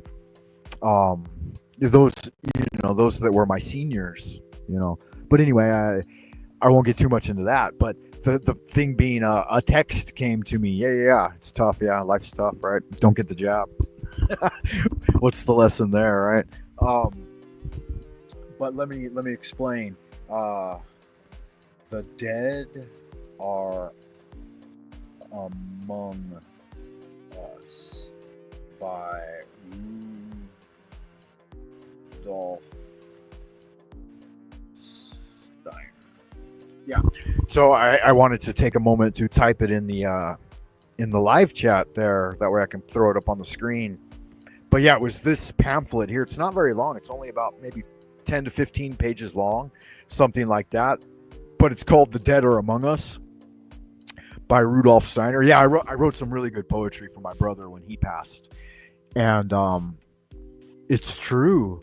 Like, they are there. And every time someone in my life has gone beyond the veil, they've always come back to visit me multiple times through dreaming and meditation and in hyper real visualizations and visions, realer than real, people illuminated with light, filled with energy and love, and bring forward the message that the spirit realm is real. And so if you've ever had any doubt, old Frank Monday's here to tell you that the dead are among us.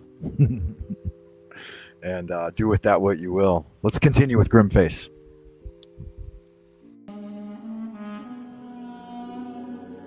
Lesson 2. The power of going the extra mile. What separates the ordinary from the extraordinary? What defines those who rise above the masses, leaving the rest to fade into obscurity? It is not talent. It is not luck. It is not connections, privilege, or timing. It is the unrelenting drive to go the extra mile. A mile most are too weak, too afraid, or too complacent to walk. The extra mile is a lonely road. It's where the faint-hearted turn back, where the average falter, and where mediocrity breathes its last gasp. It is a place few dare to go because it is demanding, grueling, and unforgiving. But for those who tread it, who refuse to stop at good enough, the road leads to transformation. It leads not just to more work, but to more power, more respect, and ultimately, more success. Understand this. Success is not handed to anyone. It is not a birthright or a stroke of luck. It is earned in the shadows, in the hours when no one is watching, when the applause is silent. Yeah. It's in those quiet times. Like, you guys probably know that I'm a high school teacher, and this is one of the things I encourage the students to remember, that the only real learning occurs when you can break away from everything else that's going on and let the chaos settle down and meticulously annotate texts and go through your notes and quietly read for hours at a time. That's when you do your real learning. And then it's later, when those things have been thoroughly digested, that you can represent them, right, as proof, as a formative assessment, a summative assessment of your learning. And so you have to be willing to take the time to do that. One of the things that all right, I have some alarms going off in the background. Give me a second, guys. I need to see why. Okay, nothing of interest there. I keep hearing a chiming, and I'm not sure which program it's coming from on my laptop. Let's see here. I'll click back to that in a second. Then I'm going to go to my community page, because I think it's important at this time that I let my synchronistic magical mind guide me to, okay, I see what's going on here. There is activity in one of the Discord ones, and I've got the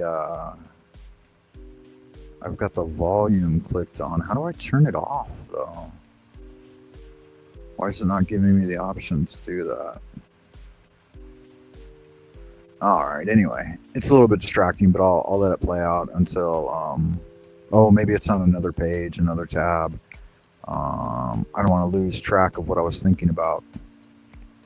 Hey, Nunu's in the chat. Good to see you, Nunu. Welcome back. Good to see you again, sir. Today we're going over one of Grimface Motivation's videos that he just released recently, and it's inspiring me to give some commentary and my own insights into it. I will show you guys really quick. Yeah, that'll do it.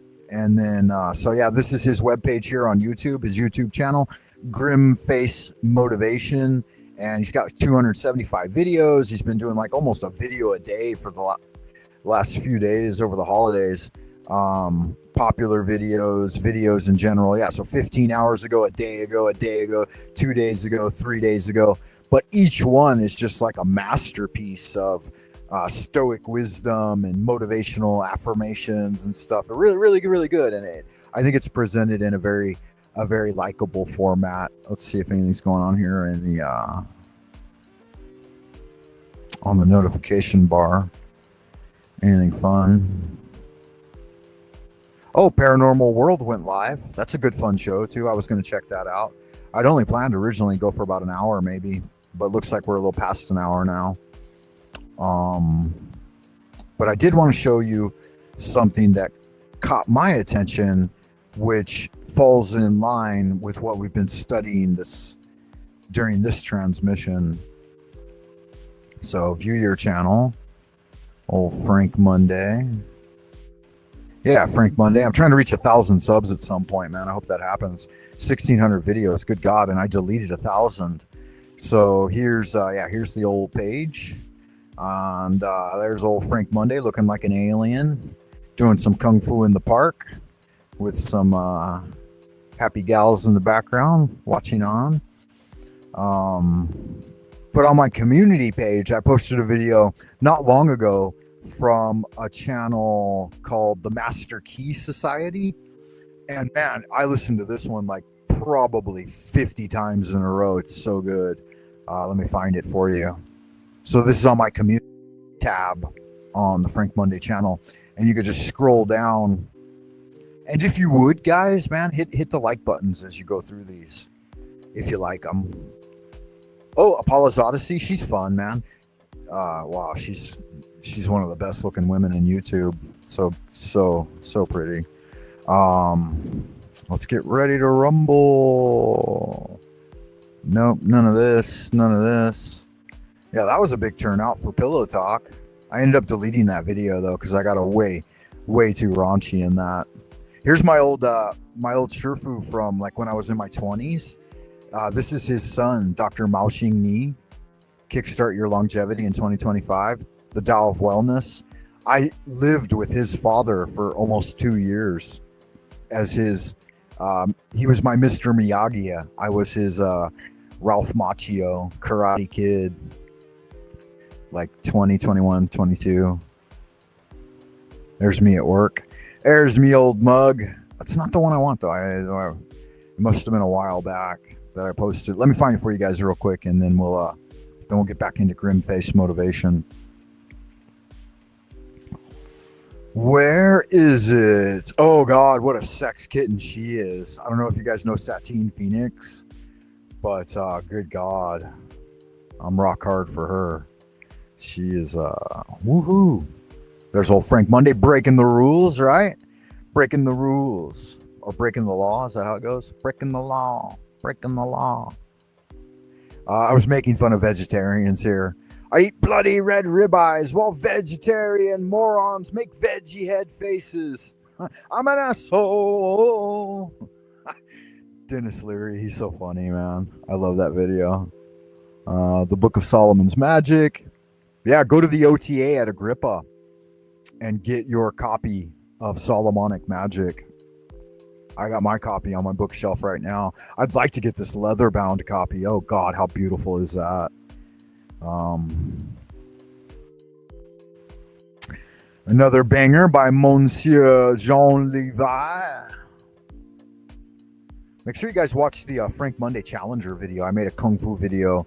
It says 4 years ago. I think it was closer to 10 years ago, though. It was 4 years ago I made that post. I'm going to find it, guys. Don't give up on me. There's a magic circle for doing some magical working. Oh, Boy Scout values, 100-day challenge, Austin Osmond spars, sigil magic, so on and so forth. So many data points, endless amounts of data points. Let me get to it because it's worth going through the trouble to find it again. Broken Peach. Oh my God, have you guys seen these guys? Oh, they're so fucking yummy. I think they're Spanish.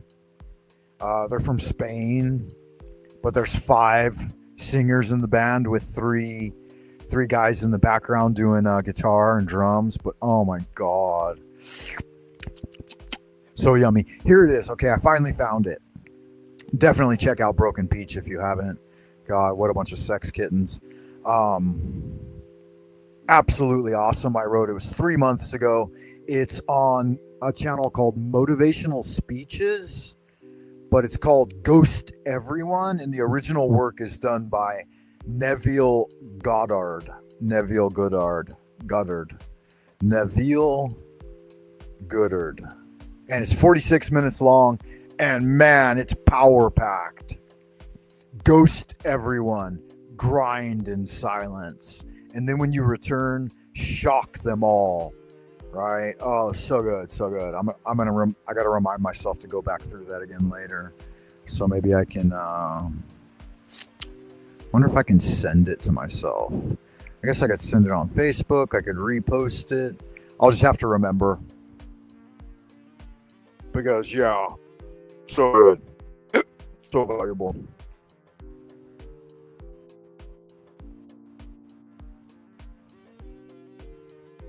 Yeah, what do we got going on in the chat room? Let me play this video and see what you guys are talking about out there in Happy Land. Y'all good-looking, sexy people. It is earned by doing. I'm going to rewind it just a little bit, too, so I can get caught up on what he was saying. I got lost. What others won't, by giving more than what is asked. For those who tread it, who refuse to stop at good enough, the road leads to transformation. It leads not just to more work, but to more power, more respect, and ultimately, more success. Understand this. Success is not handed to anyone. It is not a birthright or a stroke of luck.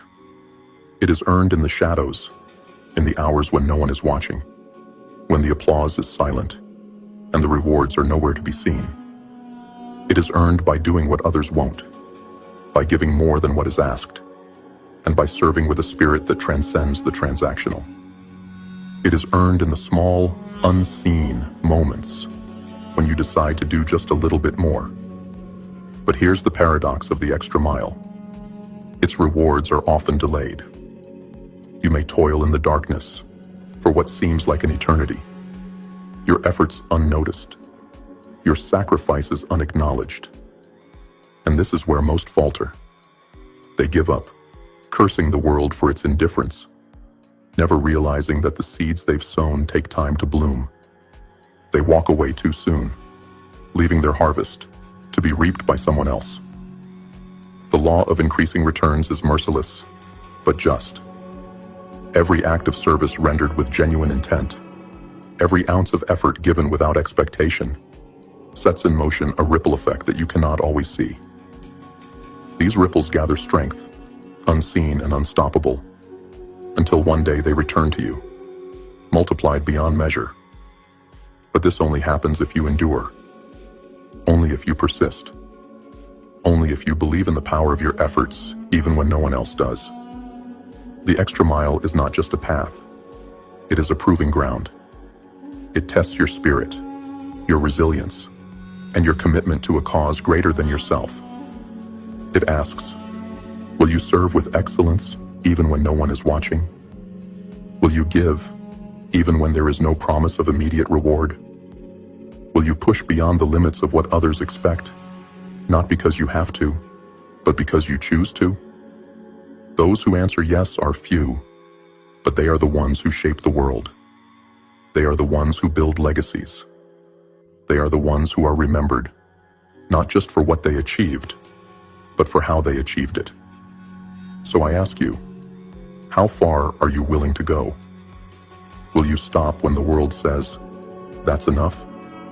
Will you settle for mediocrity when the path to greatness is still open before you? Or will you dig deeper, push harder, and give more than anyone dares to expect? Going the extra mile is not about seeking praise or recognition. It's not about medals or awards. It's about mastering yourself. It's about committing to a standard of excellence that becomes your identity. It's about understanding that true power lies not in what you take, but in what you give. Yeah, so you notice how there's 3 good points right there. Number 1 is Taoist, right? Do things without expecting any reward in return.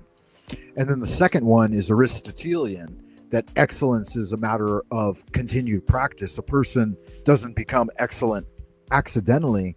They become excellent through repetition and practice, right? And then the third one, I forgot, but you can see that in each sentence, this stuff is just steeped in the ancient wisdom of Taoism and the Stoics and all of those other great, Hermetic wisdom, Hermetic axioms. All of these things just run throughout. I haven't even heard a single sentence that deviates from truth, which is pretty hard to fucking do, man. I mean, Christ, he's dialed in. This guy's compass is pointing true north. Absolutely. It's about doing what others won't, so you can achieve what others can't. Walk the extra mile. Endure its loneliness. Embrace its challenges. For in the end, it is not the destination that matters, but the person you become along the way. A force of nature, a master of your craft, a being who commands success, not by chance. That makes me think of Eric Cartman's mother, Mrs. Cartman. That's a good cookie, Mrs. Cartman. Oh, God, South Park, just constant sexual innuendos. So funny.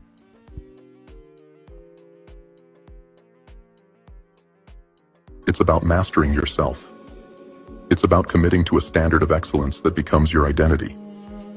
It's about understanding that true power lies not in what you take, but in what you give. It's about doing what others won't, so you can achieve what others can't. Walk the extra mile. Endure its loneliness. Embrace its challenges. For in the end, it is not the destination that matters, but the person you become along the way.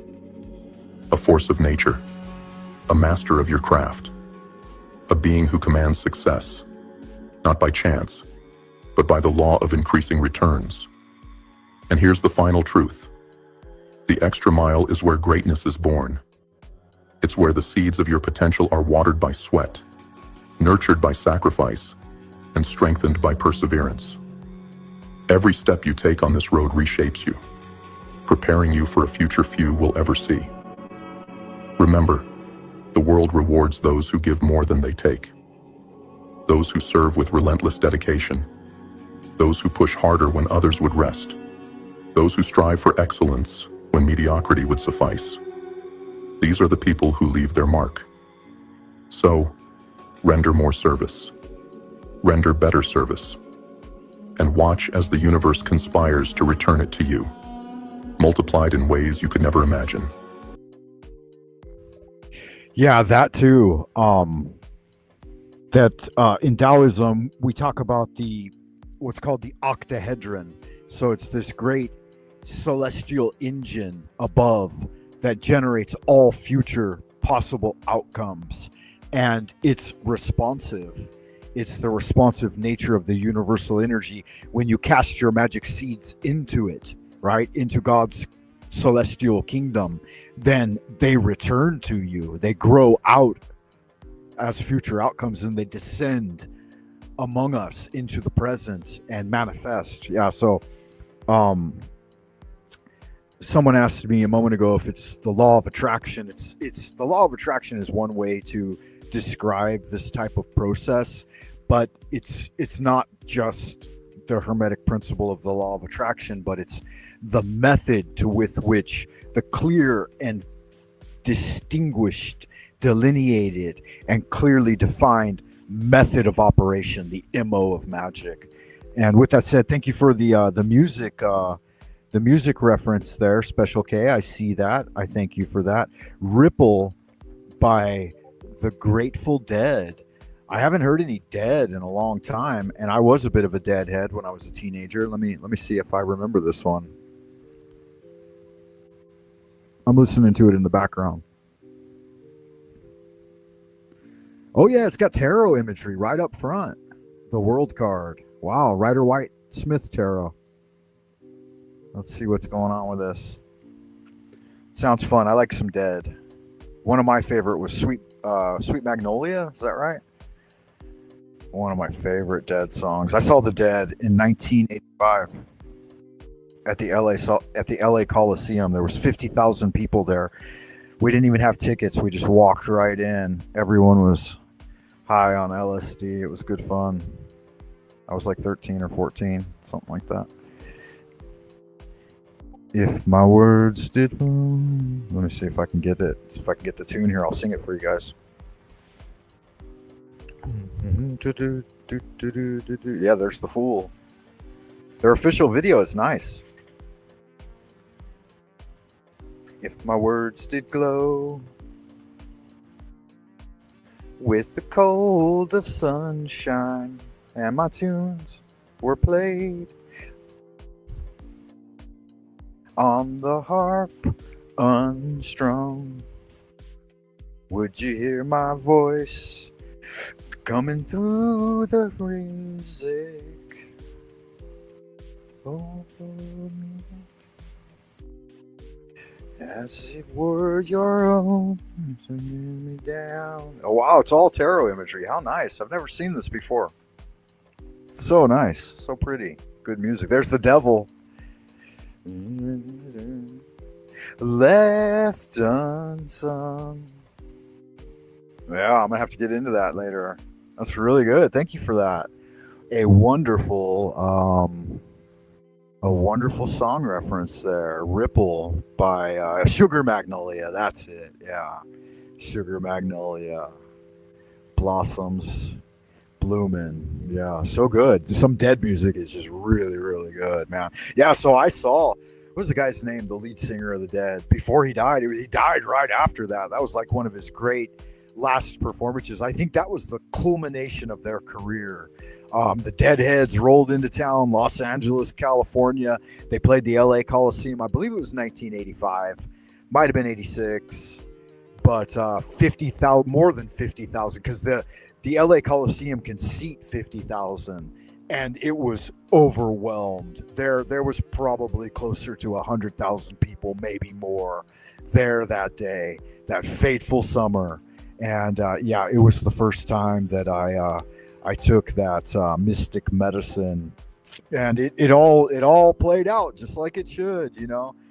Crowds of people swarming in every direction, free love everywhere. I think it was the last gasp of the Dead movement, because right after that it all turned into Fish, right? Like the lead singer, what was his name? I can't remember his name right off the top of my head, but anyway, I mean, it was kind of before my generation. The Dead's head's still going. Yeah, no, they turned into Fish. It all petered out after the great Grandmaster passed from the scene. Gatecrashers Suck by Keller Williams is a great tune. Yeah, Fish is what it transformed into. But yeah, Jerry Garcia, there's the man himself. Jerry Garcia, that's the guy. He was there. He was up on stage, and he was singing his heart out, and everybody was high on LSD, man. It was and the Rainbow Brotherhood was in town. They were the guys distributing it all. And it was a sight to be seen. And so let's get back into a little more of this grim face motivation. The extra mile is waiting. Will you rise to the challenge? Will you embrace the road less traveled? The choice is yours, but know this: the journey will define you, and the rewards will transform you. So, take the first step. Walk. And don't stop until you've gone farther than anyone thought possible. Lesson 3. Self-analysis and continuous improvement. Look in the mirror. Really look. What do you see? Do you see the polished image you present to the world? The one built on accomplishments, titles, and fleeting praise? Or do you see the cracks, the flaws, the hidden truths you try? Yeah. All right. We'll give that just a second, because I want to make sure that I review and really get a bite of what he just said, because I kind of missed it. I was jamming out to that Grateful Dead tune Ripple in the background and reading the chat a little bit. Thank you for that, Special K. I see you, and you are appreciated. Yeah, a really good song. I'm going to watch that again, probably a couple of times, because I'm a lover of the tarot, and my favorite deck is the Rider-Waite-Smith tarot, the OG one, man, the OG tarot that was brought into the Western world by author Edward Wyatt and Pamela Coleman Smith, his artist high priestess. So they worked together. Author did the background info and guided her, and she was the muse and artist that drew that deck. What a wonderful thing. I'd like to do a tarot deck with a beautiful woman. Take about a year off and just hang out in Paris and have wonderful, fulfilling sex every day and watch her paint tarot cards while I do esoteric research into old 15th century grimoires. I mean, what a dream, huh? He was living the dream. But yeah, let's see. So what did Grimface Warrior say was the third? What is this even called? I forgot what the video was called. It's like the three somethings. But we'll find out. And don't stop until you've gone farther than anyone thought possible. Lesson 3. Self-analysis and continuous improvement. There you go. Self-analysis and continuous improvement. So this brings us back to the 7 habits of effective people, right? This is the interval that in that book, I forget who wrote that book, but anyway, you can look it up, advises us to sharpen the saw, right? To sit back, look at the work you've done, self-analysis, and what was it again? God, what did he say? I want to get his particular wording. Conspires to return it to you, multiplied in ways you could never imagine. The extra mile is waiting. Will you rise to the challenge? Will you embrace the road less traveled? The choice is yours, but know this. The journey will define you, and the rewards will transform you. So, take the first step. Walk. And don't stop until you've gone farther than anyone thought possible. Yeah, so pretty simple, pretty straightforward, easy way to understand it. The first one was gratitude, right? Thanking the people around you that help you. The second one was going the extra mile, ghosting everyone and grinding in silence. And then this third one is about self-reflection. How does he word it? Lesson 3. Self-analysis and continuous improvement. There you go. Self-analysis and continuous improvement. Let's hear what he's got to say about that. Look in the mirror. Really look. What do you see? Do you see the polished image you present to the world? The one built on accomplishments, titles, and fleeting praise? Or do you see the cracks, the flaws, the hidden truths you try so hard to bury? Most people avoid the mirror, not because they fear their reflection, but because they fear what lies beneath it. Yeah, so mirror reflection and contemplation, they fear the mirror. They don't like to look in the mirror because they don't want to see the demons, right? The ghosts, the ghost in the shell, and sometimes they fear it. But not me, man. I've been a lover of the mirror. I'm almost narcissistic level, falling into the mirror of self-love sometimes. But not all of us were endowed with the Germanic, Irish, Jewish structure that my father was an extremely handsome man. I mean, it cannot be denied. But mirror magic is important, right? Transcending realms and looking into the mirror. And what you see in the mirror, if he's not, he might get into this, but we'll find out. But it's the projection of future outcomes. Sometimes you need to contemplate in your mirror magic. So you set up a couple of candles on left and right to the Boaz and Joaquin, the twin pillars of Freemasonic initiation, and set those up in a darkened room and look into that mirror, and you can communicate with your ancestors through dark mirror magic. And we all utilize these infernal machines today. Thank you for your kindness, Special K. I see that, and I appreciate you. That's very kind of you. My dad used to tell me, too. He said, he taught me well. He said, if you don't have anything good to say, don't say anything at all. People don't want to hear your horse shit, So if you've got a compliment to pay, then definitely do it.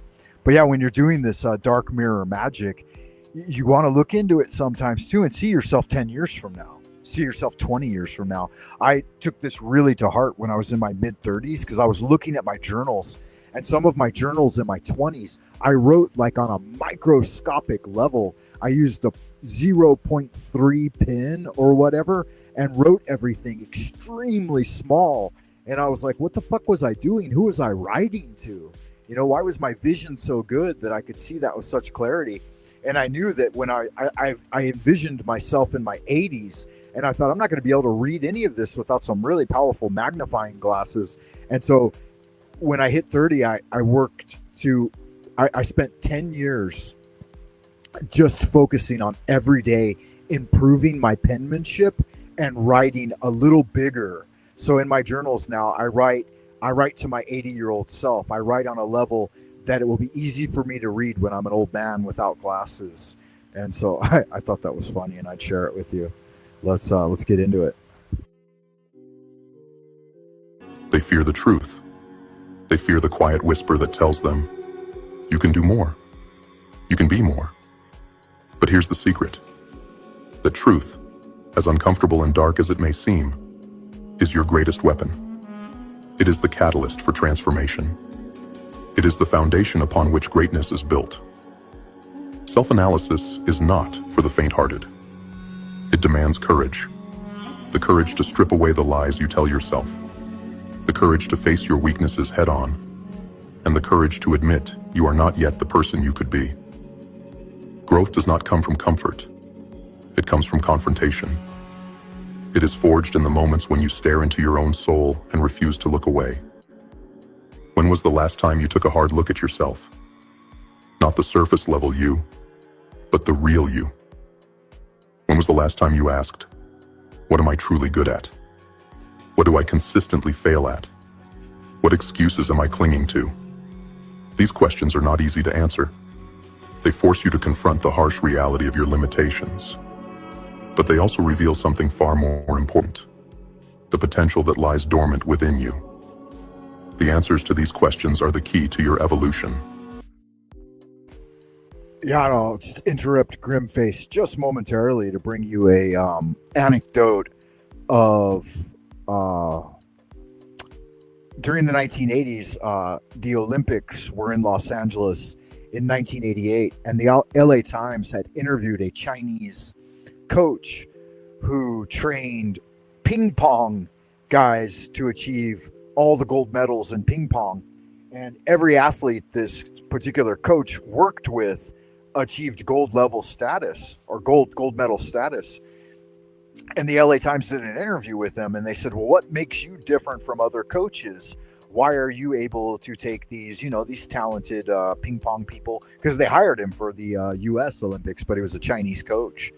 And he said, my basic philosophy is what makes people win gold medals every time. He said, I watch the player, the ping pong player, or whatever. He did a couple of other sports too, but I forget exactly the names and the details, but I remember the story, and it's about remembering the essence of the story that's important. And he said, I watch them very closely, and I do something different than other coaches do. I discover in them what they're really good at, right? If they've got a really powerful backhand or whatever, I just make them do that 90% of the time, right? If we're training 8 hours a day or 10 hours a day or whatever, 9 hours out of those 10, they're just doing backhands because they're already really good at it. And I want them to get to the next level, to complete mastery of what they're already good at, right? And perfect it to such a level that that one stroke is what's going to win the game every time, right? And he said the shit that they're bad at, they could spend an hour on that out of the 10, right? If they've got a bad pass or whatever they're bad at, I'll just let them do that bad one for a little bit because they're not going to improve much on that anyway. And they need to focus all of their energy into the movements and the actions that they're already excelling at, because that's where their propensity and tendency for greatness lies. That's where the divine spirit is trying to manifest itself through them, is in this particular action. And I took this to heart as a kid, right? Because I wasn't good at much. Like, I was smaller than all the other boys, bit of a beta male, as they say these days. And so I embraced humor. And it turns out later on that psychologically many youngest children do embrace humor because they don't have physical power over their elder brothers and sisters and siblings and stuff. And so I embraced humor and just reading books and stuff. And when everyone else was out, in the chaos of battling physically and stuff like that, I had a propensity more towards introversion and finding the humor in life, because I realized that if you learned a couple of good jokes, then like everyone welcomed you to be around. Like if you're hanging out and you couldn't compete physically and stuff, but you could say something that fucking made people laugh, like they loved it. And I was like, okay, every fucking good joke I come across, I'm going to try to memorize and articulate it accurately. And so it naturally led me into a realm of public speaking in my career, which has served me well, you know. And so do what you're good at. Yeah, I love humor. I'm not great at it anymore, but I did about 10 years of stand-up comedy, and I was never great, but it's one. Public speaking and presentation is where one of my propensities lie, and the study of literature. Yeah, so good fun. Anyway, but yeah, that Chinese, and remember, tie it all back to the original story so that you can remember it. It's ping pong Chinese guys winning gold medals, and why are they winning gold medals? Oh, he said, and what distinguished him from other coaches is that other coaches they would look at where you weren't doing very well, like if your backhand sucked, for example. Then they would sit around and have them train 90% of the time on improving their backhand. And after 6 months of training or whatever, their backhand wouldn't improve very much. And he's like, fuck that. That's the wrong way to do it. Find where your athletes excel and give them the motivation to embrace that they're really good at this one thing. And then they should just keep doing that. And then just fuck everything else. Just don't do it. Or do it less. But at the same time, I've learned throughout life that you do need to find where those knowledge gaps are and where you're deficient, and spend 30 minutes a week focusing on improving them. Because the more you do focus on them over a long enough timeline, you will get better. And so I have tried to do that as well.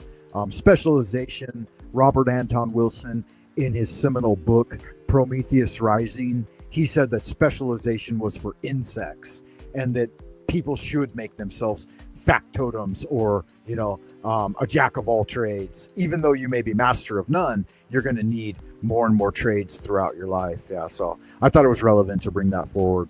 But we'll let Grimface continue. But beware. Self-reflection without action is a trap. Knowing your flaws is useless if you do nothing to correct them. Recognizing your strengths is meaningless if you do nothing to sharpen them. Awareness without action is stagnation. The path to greatness is paved with continuous improvement, not sporadic bursts of effort, not half-hearted attempts, but relentless, disciplined, unending work. It's about committing to a lifetime of progress, knowing that perfection is unattainable, but excellence is always within reach. It's in the moments when you're exhausted, when progress feels invisible, that true growth occurs. Improvement is a war, and the enemy is your own complacency. Every time you choose comfort over effort, stagnation wins. Every time you ignore an opportunity to grow, weakness tightens its grip. But here's the truth most people don't want to hear. Growth is not just about what you do. It's about who you become.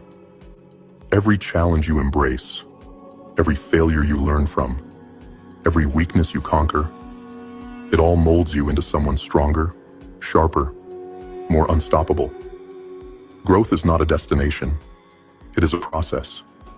It is a relentless pursuit of bettering yourself, not for the world's approval, but because you refuse to settle for less than your potential. The world will try to convince you that improvement is optional, that you can coast through life on what you already know and what you've already done. It will tempt you with comfort, mediocrity, and the lie that good enough is enough. Yeah, I think it's good to point out at this moment in his presentation too, that this is the hubris that comes before the fall, right? You might get too mired in reflecting on your past achievements, and that might limit your future achievements. And so that's why some of the highest, most intellectual minds, or those ancient aphorisms that come forward, are that a good memory is also the ability to forget what is unimportant. And I think this harkens back to his very first principle of gratitude, or the second one, to ghost and grind, that you should do these things without thought of the reward, And then once you have the reward, forget about it, distribute it among your people. Obviously it's a process, right? There's a methodology to it, but yeah, you can't get too full of yourself. Like a moment ago when I was saying, I've done this or I've done that. Yeah, that's something to be wary of. Don't express your own achievements too much. Rather, give other people credit for the achievements they're doing. Yeah, without expectation. That's right, without expectation for anything in return, even for yourself. Sometimes, that's the idea of selfless service. But let me be clear. Those who settle for good enough are doomed to mediocrity. Those who refuse to grow are destined to be left behind. So I ask you, will you be brave enough to confront yourself? It's funny too, like this is one of the things I chastised a lot of the Chinese people when I first arrived in China. I tried to break them free, everyone I encountered, from being what I called the miasma of melodramatic mediocrity. And I was like, guys, I gotta shake your fucking cage a little bit, rattle your cage. And because I came over here with the pure intention of studying esoteric arts and Chinese magic and Kung Fu and all of these things. And everywhere I went, people were mired in the mediocrity of just good enough. And I saw it like it was like a cancer, like infusing in everyone who came here, and other foreigners that had been here for just a little while. They got different anyway. So I was using alliteration, but I used all M's. So the malification, the malodorous miasma of mediocrity, and breaking through it. That was like 15, 20 years ago. So good fun that hearing Grimface say that. Will you push past the lies you've told yourself to uncover your potential? Will you demand more of yourself every single day, even when no one else is watching? Self-analysis and continuous improvement are not just tools for success. They are the essence of it. The day you stop growing is the day you start dying. Growth is not optional. It is essential. It is the fire that keeps your spirit alive, the force that propels you forward, the spark that lights the path to your destiny. Oh no, it looks like the internet's breaking up a little bit. Let's see what's going on here. Okay, it looks like it's back. Yeah, the screen went blank. I don't know if it was glitching out or not. How are we doing? We still got 5x5 on the audio and video. Good stuff. It also brings to mind, since I had thought back to when I came here in the beginning of my China tour, the courtyard at my apartment complex downstairs was literally in shambles. There were loose stones and rocks all over the courtyard, and there was trash everywhere. And everyone who went out there would just always throw their trash just on the ground. And there was litter everywhere. And I got out there and I was doing Kung Fu every morning, jumping up before dawn. I would start in the pre-dawn gloaming, right? I'd start my day with doing meditation in the early hours of the morning before dawn. And then I would get down into the courtyard. I made it a point to always be in the courtyard before the sun came up, because I realized once the sun was up, a lot of other people came out and did their morning routines and exercises and stuff. And I'm like, if I want to get an hour or two of using the courtyard without other people, uninterrupted to do magic and Kung Fu and stuff, I've got to get out there before dawn, 30 minutes to an hour before the sun rises. And so I did this every day as the start of my day. And I still do it to this day. But the courtyard was in shambles. And I went out there, and another Kung Fu practitioner, an older guy, came over to me one time after months and months, years of doing this and kicking rocks as I, would do my Kung Fu sets and stuff and doing magic. And he always wanted to talk to me a little bit and figure out what I had going on. But he came over and he said, why do you practice on this side of the courtyard? He's like, look at my side of the courtyard. He said, I invite you over. My side of the courtyard is perfectly level, perfectly flat. There isn't any rubbish and stuff. The stones are all perfect and all of this. And I was like, yeah, that's all right. And I'm like, I'm breaking through all of the mediocrity and chaos that's over here. I would use every Saturday morning to pick up all the rubbish in the courtyard and put it in the trash bin, and just did this religiously, routinely, without interruption. And I told him, I said, the longer I stay over here in this courtyard, breaking through all of the loose stones and clearing out the garbage and stuff. I said, every day it becomes a little bit better. And I said, ultimately, this will be the better of the two courtyards, right? I thought it. I didn't really say it. I didn't express much to him. I was just like, yeah, whatever. I'll just keep doing my thing. And the very next year after I thought that, the entire community crew came in and they cleaned everything up and they replaced every single stone and leveled everything and made my entire courtyard like a wonderland, like a brand new garden. They put in new vegetation, they put in plants, they cut back all of the dying plants, they removed dead trees. They did everything after I thought in my mind that it would happen. And I swear to God, it happened the very next year after we had that conversation. And yeah, there it is there. Magic. Just thought I'd share that with you. Let's let Grimface continue. Destiny. Look in the mirror again. See the flaws, the strengths, the potential. And then do what most people never will. Act. Challenge yourself. Refine yourself. Master yourself. Tear down the parts of you that no longer serve your purpose and rebuild them stronger, better, unbreakable. Because the person you are today is not the person you are destined to remain. Growth is your birthright, but it's up to you to claim it. No one will hand it to you. No one will force you to improve. It is a choice only you can make, a journey only you can walk. So walk it. Start today. It's funny too to kind of buoy off of that last story I told you. The courtyard is a little bigger. The actual area is a little bigger than I needed to do my own personal practice, and I thought like the vegetation isn't really close enough to me. They had made it beautiful. It was wonderful, but my wife had said to me, like, we had bought a car at the time. We were, our family was very young, and we bought like a minivan, so we could carry around the kids and stuff like that. But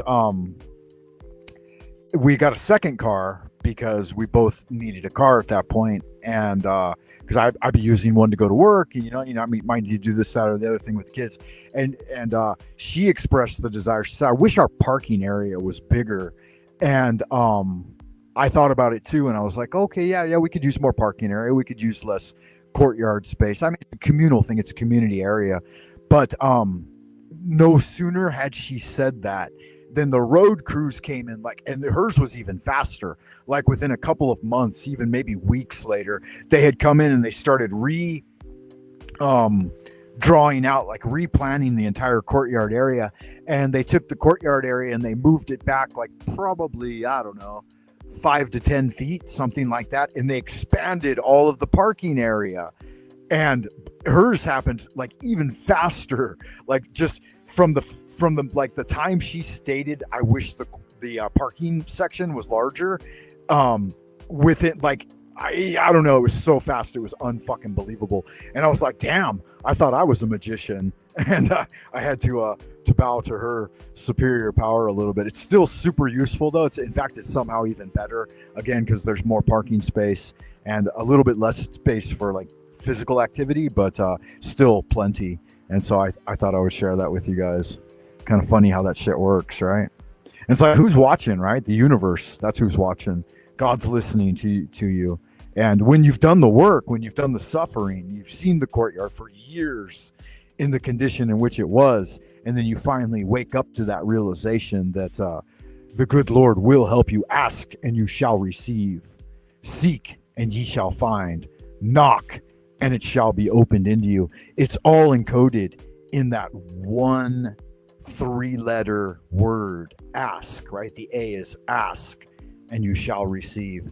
The S of ask is seek. Seek and ye shall find. And then what about the K? The K in the ask equation is knock, right? So you can see how this is the formula that Austin Osman Spare pointed out in his book on sigil magic, that you take a long sentence and you can condense it just into the consonants, ASK, right? ASK. And so what did God say in his seminal text that's now represented as the Bible? He just said, all ye need do is ask.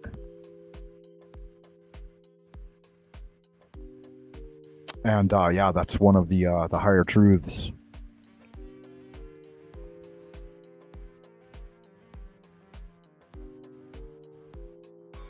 Not tomorrow, not next week, but now. Stand in front of that mirror and commit to becoming the version of yourself you were always meant to be. The road will be hard, the challenge is relentless, but the rewards will be worth every sacrifice, every moment of pain, every step into the unknown. This is the power of self-analysis and continuous improvement. It is the path journey only you.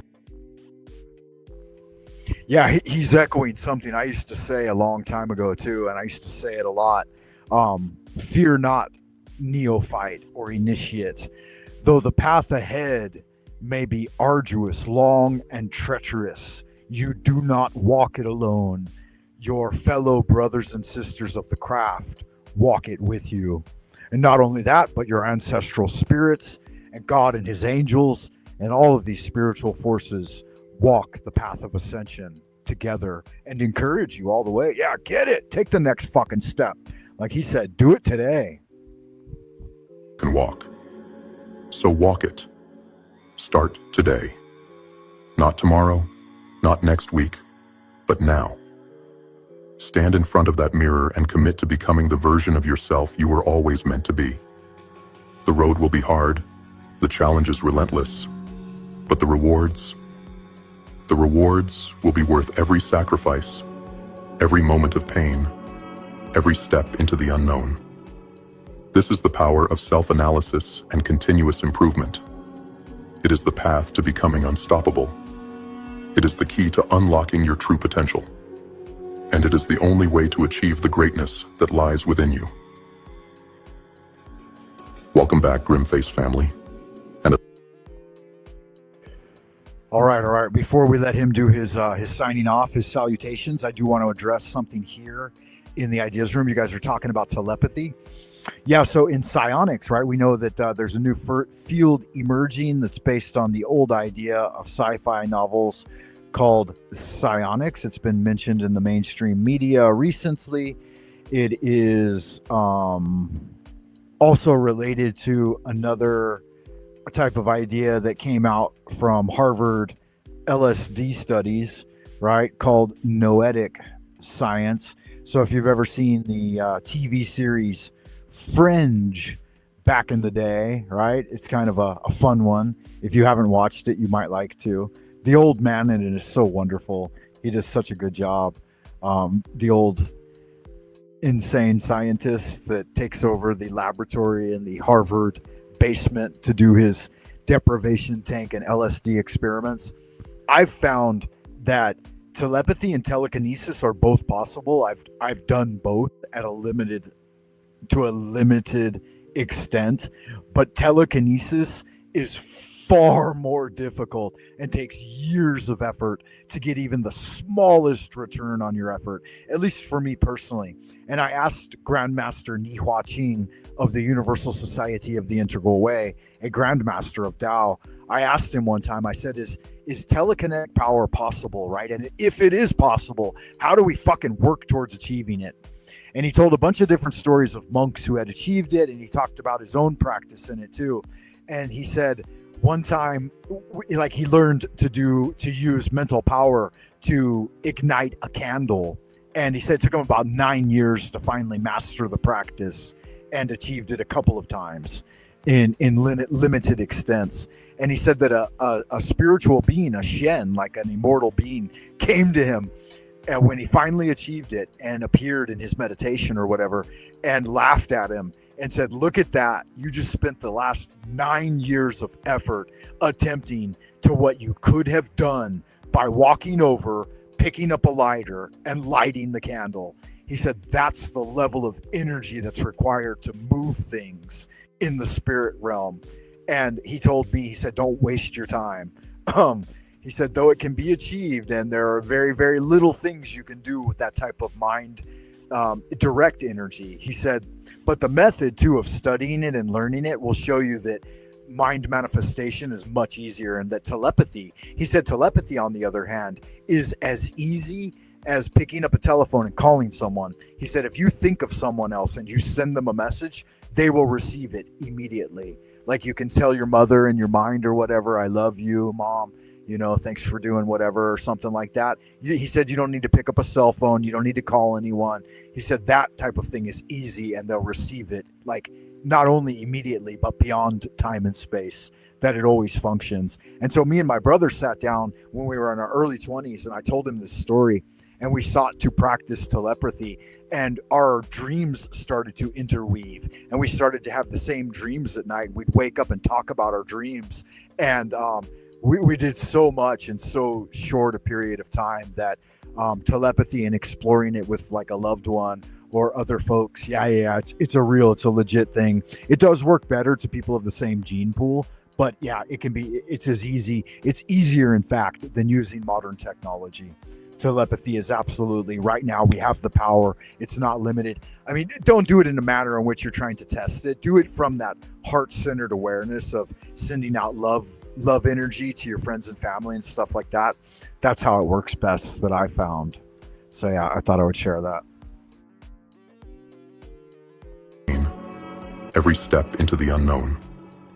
This is the power of self-analysis and continuous improvement. It is the path to becoming unstoppable. It is the key to unlocking your true potential. And it is the only way to achieve the greatness that lies within you. Welcome back, Grimface family, and a special welcome to those of you joining us for the first time. You've just stepped into a movement where we don't sugarcoat reality, we master it. Today, we're diving into 3 powerful lessons that will spark immediate improvement in your life. If you're ready to rise above mediocrity and take control of your destiny, stay tuned. These aren't just ideas. They're actions you can take today to change your trajectory. Hit that subscribe button, share your thoughts in the comments, and join the Grimface movement. Because here, we don't just survive, we dominate. Let's get started.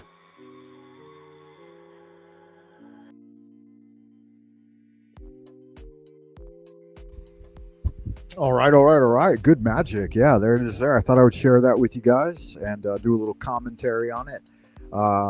I've noticed that he does hit the copyright when I do his videos like this.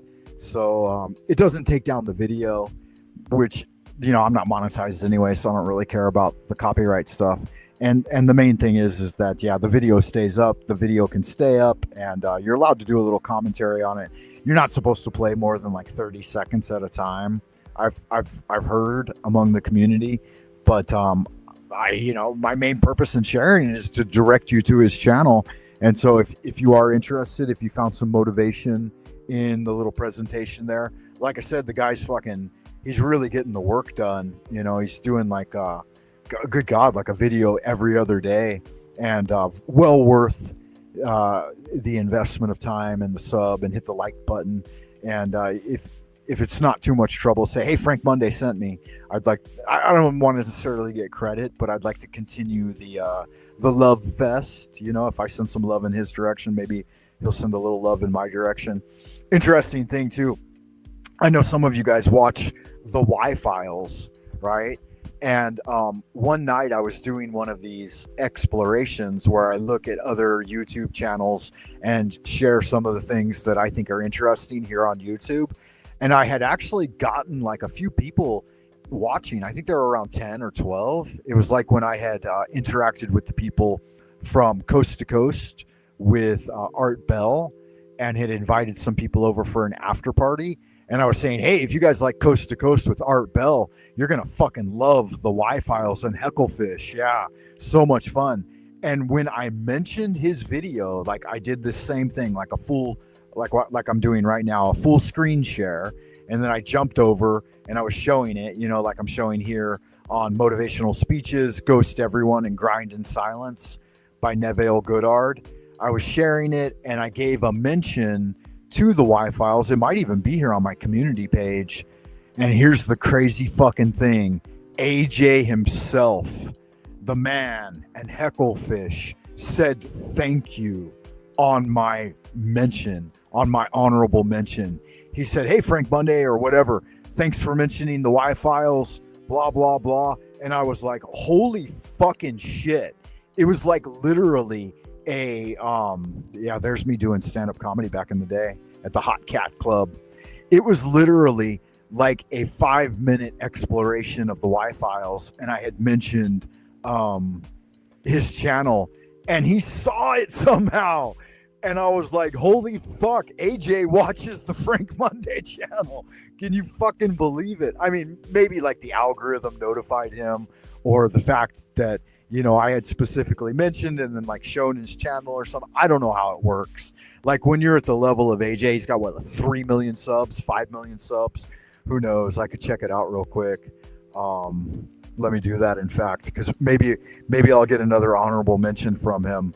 But to actually have his attention, I had been in his Discord and chatting with him a little bit too, and been on a couple of his live streams, and he read some of the shit that I said. Like, he's like, oh, hey, Frank Monday, blah, blah, Frank Monday says this, that, or the other thing. And yeah, but to receive that kind of feedback directly is magic. I mean, that's real magic right there. Another guy too. Now, do I have my page open? Are you guys able to see it? No. Okay, let me throw it open real quick. Yeah, the Y-Files. That's the shit right there. Hecklefish. I'm more of a Hecklefish than an AJ. AJ's a bit of a skeptic. I'm down with Hecklefish. Hecklefish knows what's up. Yeah, can you guys see this now? My community page again. Yeah, so I was doing this, and I had scrolled over, and I just typed it in, the Y-Files. The Y-Files is so good too, right? Have they done an episode recently? I think I've seen the last episode. So let's have a look together and make sure we're up to speed on the Y-Files, because he took a bit of a break over the holiday. And so I was doing just this kind of thing, you know, telling people. I think I was telling my mom or telling whoever was in chat at that time. I'm like, yeah, if you guys like Art Bell, 5 million now. And this was back when he was under 100,000. I think he may have been like in the 10,000 range, like 10,000 subs, something like that. I don't remember exactly. But yeah, now 5 million. Can you imagine that? 4.5 million. And yeah, let's see what his latest video was. 4 days ago. 4 days ago, Nuclear Powered Evolution, The Wolves of Chernobyl. I only watched a part of it. I must have gotten distracted by something. I'll have to get in there and watch that. Look at that, 2 million views nearly. All right, 2.2 million, 2.7 million. Yeah, he's blown up, man, and he so fucking deserves it. I mean, good God, right? The amount of production value that he puts into each one of those episodes, and like his whole collection of people that work with him, like him and Hecklefish, and then his wife and that other gal that helps out, and then his friend, and they have their live streams. And if you join their community and stuff, the problem I came across is fucking YouTube and Google and like even Buy Me a Coffee. Everything's been rejecting my credit card, and they want me to verify my credit card with my US address, my US telephone number, and that telephone number hasn't been active in 2 years.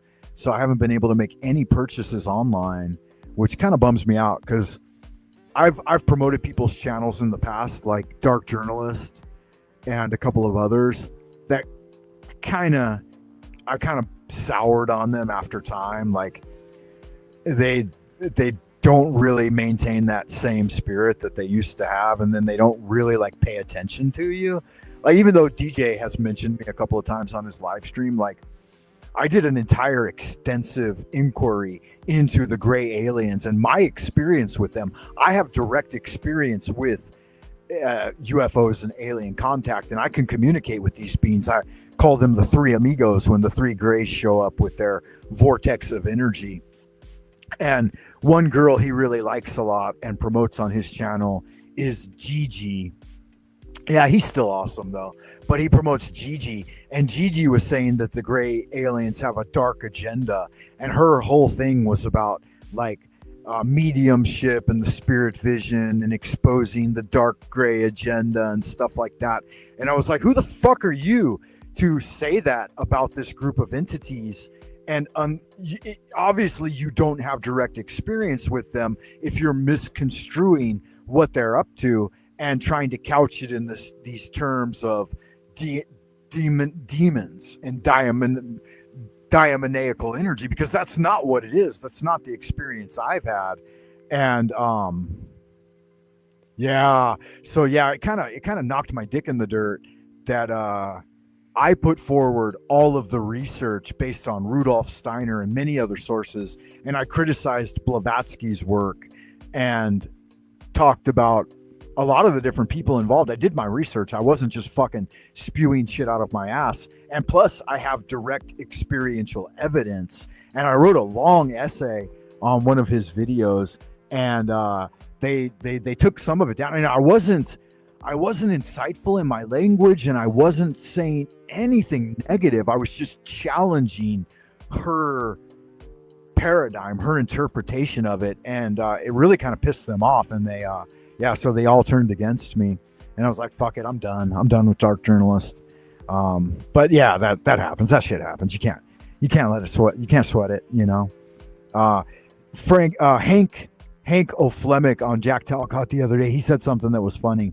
He said, just adopt the 2-state policy, right? You have your state over there, and you do your crazy shit over there, and I'll have my state over here, and I'll do my crazy shit over there, and we can just fucking ignore each other. You know, that's fine.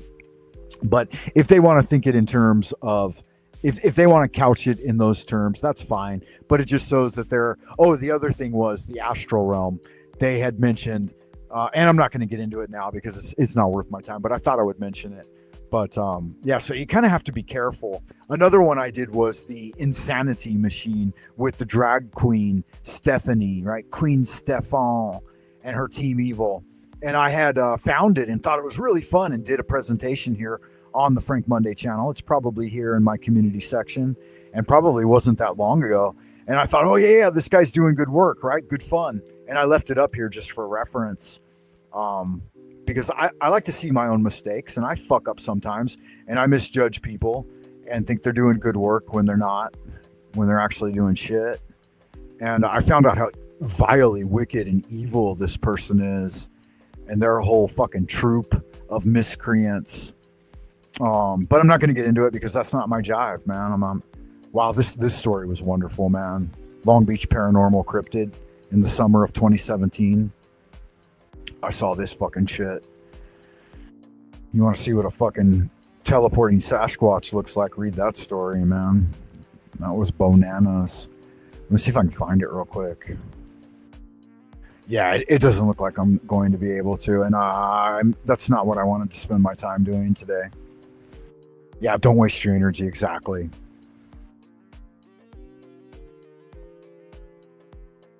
Yeah, it's life, you know. And I'm not going to throw any shade. I still like DJ. I just don't watch his channel anymore, really, because he's just rehashing the same data points, and he's not trying to push. He's really not trying to bring it forward at all. He's pissing and moaning about the JFK files and the UFO files, and not directly engaging in the paranormal phenomena. He's not exploring the paranormal phenomena cooperatively and giving people the tools to examine it directly themselves. He's just kind of looking at the historical facts and the data points that lead up to it.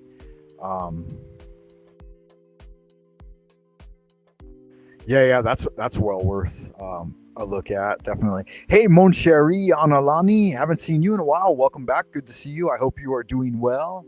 Comment allez-vous? How are you? Parlez français? Ça va bien? Et toi? Good to see. Frère Jacques. Whenever I see these French names, I always want to sing that old children's song. Frère Jacques, dormez-vous. Is that how it goes? Dormez-vous. Comment allez-vous? I don't remember the words. Miss Chambers, second grade teacher, she taught me that song. She had us sing it.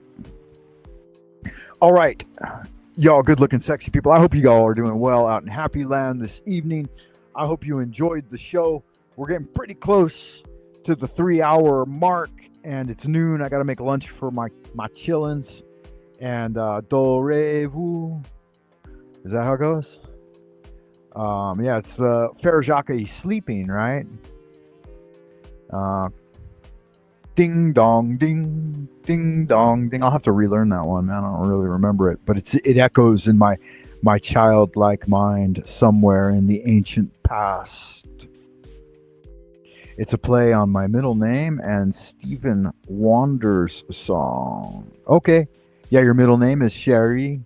Yeah, that's a wonderful song. That song, Sherry, Sherry, Lady. Yeah, I'm not going to get into a bunch of singing, guys. But what I am going to do is thank all of you for being here. And thank you for participating in the transmission. Today we covered a lot of ground. We talked about Robert Bloch and Gothic horror and how it transitioned that literary movement into cosmic horror and sci-fi. I introduced you to a wonderful new YouTube channel, only a couple of years old, right? So new in my mind, that I've been listening to for a while and thought I would share it with you. The Grim Face Motivation. Good fun. Nunu is in the ideas room. Good to see you. Nunu is an Atlantean time traveler from ancient Lemuria and even dating well back to Mu, the ancient mythological and genuine legendary land of Atlantis. Someone new to the channel is Special K. She's been bringing forward a lot of good positive energy. Thank you for that. Special K, good to see you again. Mon chéri Analani. You're an old-time listener, and it's good to see all of you again. I believe Free Gift from God was here originally, too, at the beginning of the chat, but he disappeared, man. Where did he go? He must got shit to do. I call him Freighter Francis, the Jersey Devil. He is out there in New Jersey. Oh, and real quick, where are all you guys hailing in from tonight? I know that you, Nunu, and I'm going to get this fucking right because I've tried to think of it so many times. Not Utah, but Idaho, right? Is that correct? Did I get it right this time? For some reason, I always confuse Utah and Idaho, but I'm thinking it's Utah. It's not Idaho, it's Utah. Hailing in from northern Utah in the vast jungles of the Sasquatch. Once again, good to see you, Nunu. What about Mashari Anali? You're an Angelino native. Yeah, you're from Atlanta. Is that right? It is fucking Idaho. Jesus Christ. If I can't distinguish between Utah and Idaho, I'm doing something wrong. Utah's on the East Coast, Idaho on the West Coast, right? I always get those backwards for some reason. Yeah, good magic. Special K, where are you and your beloved magician, Prince J, hailing in from? Where are you guys at in the vast time zones of our sea level plane, the prime material plane, as I call it? Yeah, Sasquatch country. Yes, Sabe. Yeah, I know that Analani, Sherry Analani, is originally an Angelino, I believe Anaheim area. So she's from my old hometown, the city of Lost Angels, right? The city of angels. But I don't know where all you guys are. Special K, where did you say you guys are from? Okay, thank you, truly. Chicago, Illinois. South side of Chicago. Okay, nice. Chi-town, right? I've been up in the Windy City a couple of times. I did some business with a Chinese gangster in Chinatown in Chicago. Yeah, old Chi-town. Nice. Yeah, good. Thank you for that. I'll remember that. I'll try to. If I don't confuse it with fucking Idaho. Idaho, Illinois. No, fuck, I got it backwards again.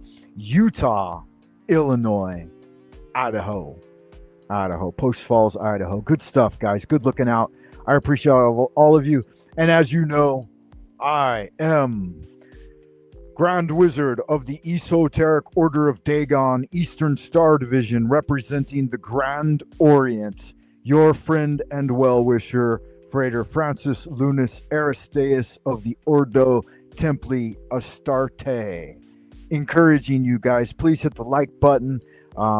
If it was your first time, don't let it be your last time. Sub up. Check me out on buymeacoffee.com/Frank Monday. And to finish the transmission, I will, from memory, bring forward for you from the Universal Society of the Integral Way, the invocation of total integration. If you know it, say it with me. Heaven and earth are the spontaneous manifestations of the subtle, wondrous universal law. As the original oneness expresses itself, gross and subtle energies become distinctly divided. Our bodily caves are brightly illuminated by the mysterious light from the three Dantian bridge points leading to immortality. The powerful spirits of the 8 directions can join our being with the true origin of life. By the absolute order of the divine Ling Bao in the highest 9th heaven, send the positive energies of Qianluo, Dana, Dunkan, and Tai Shun to destroy our spiritual obstacles and debilitate any evil influence. This order is given by the highest sovereignty. It is a jade oracle from the subtle origin. I invoke with strong sincerity to drive away the demons and evils and lengthen my healthy years. The attained spirits respond. The evil demon king, Mo Wong, is chained to stand as our guard and servant. The powerful atmosphere has been generated, dispersing all negativity and endless human opinion. The chi of Tao is everlasting. So it is commanded and confirmed. So mote it be. All right, y'all. Good magic. Remember, O neophyte, goodness alone is power. Silence is strength. Will regaineth omnipotence, and love lieth at the foundation, because love is the law. Love under will, and do what thou wilt shall be the whole of the law. Yes, thank you for all of that, guys. We could also finish off with the Lord's Prayer, if you like. Our Father who art in heaven, hallowed be thy name. Thy kingdom come, thy will be done, on earth as it is in heaven. Give us this day our daily bread, and forgive us our trespasses as we forgive those who have trespassed against us. Please, dear Lord, lead us not into temptation, but deliver us from evil. For thine is the kingdom, the power, and the glory forever and ever. Ata malkut vegubra vegudla leolam. Amen.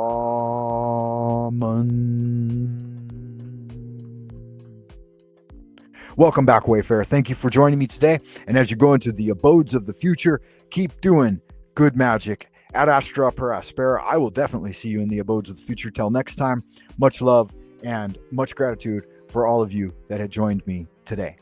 Thanks, and see you next time.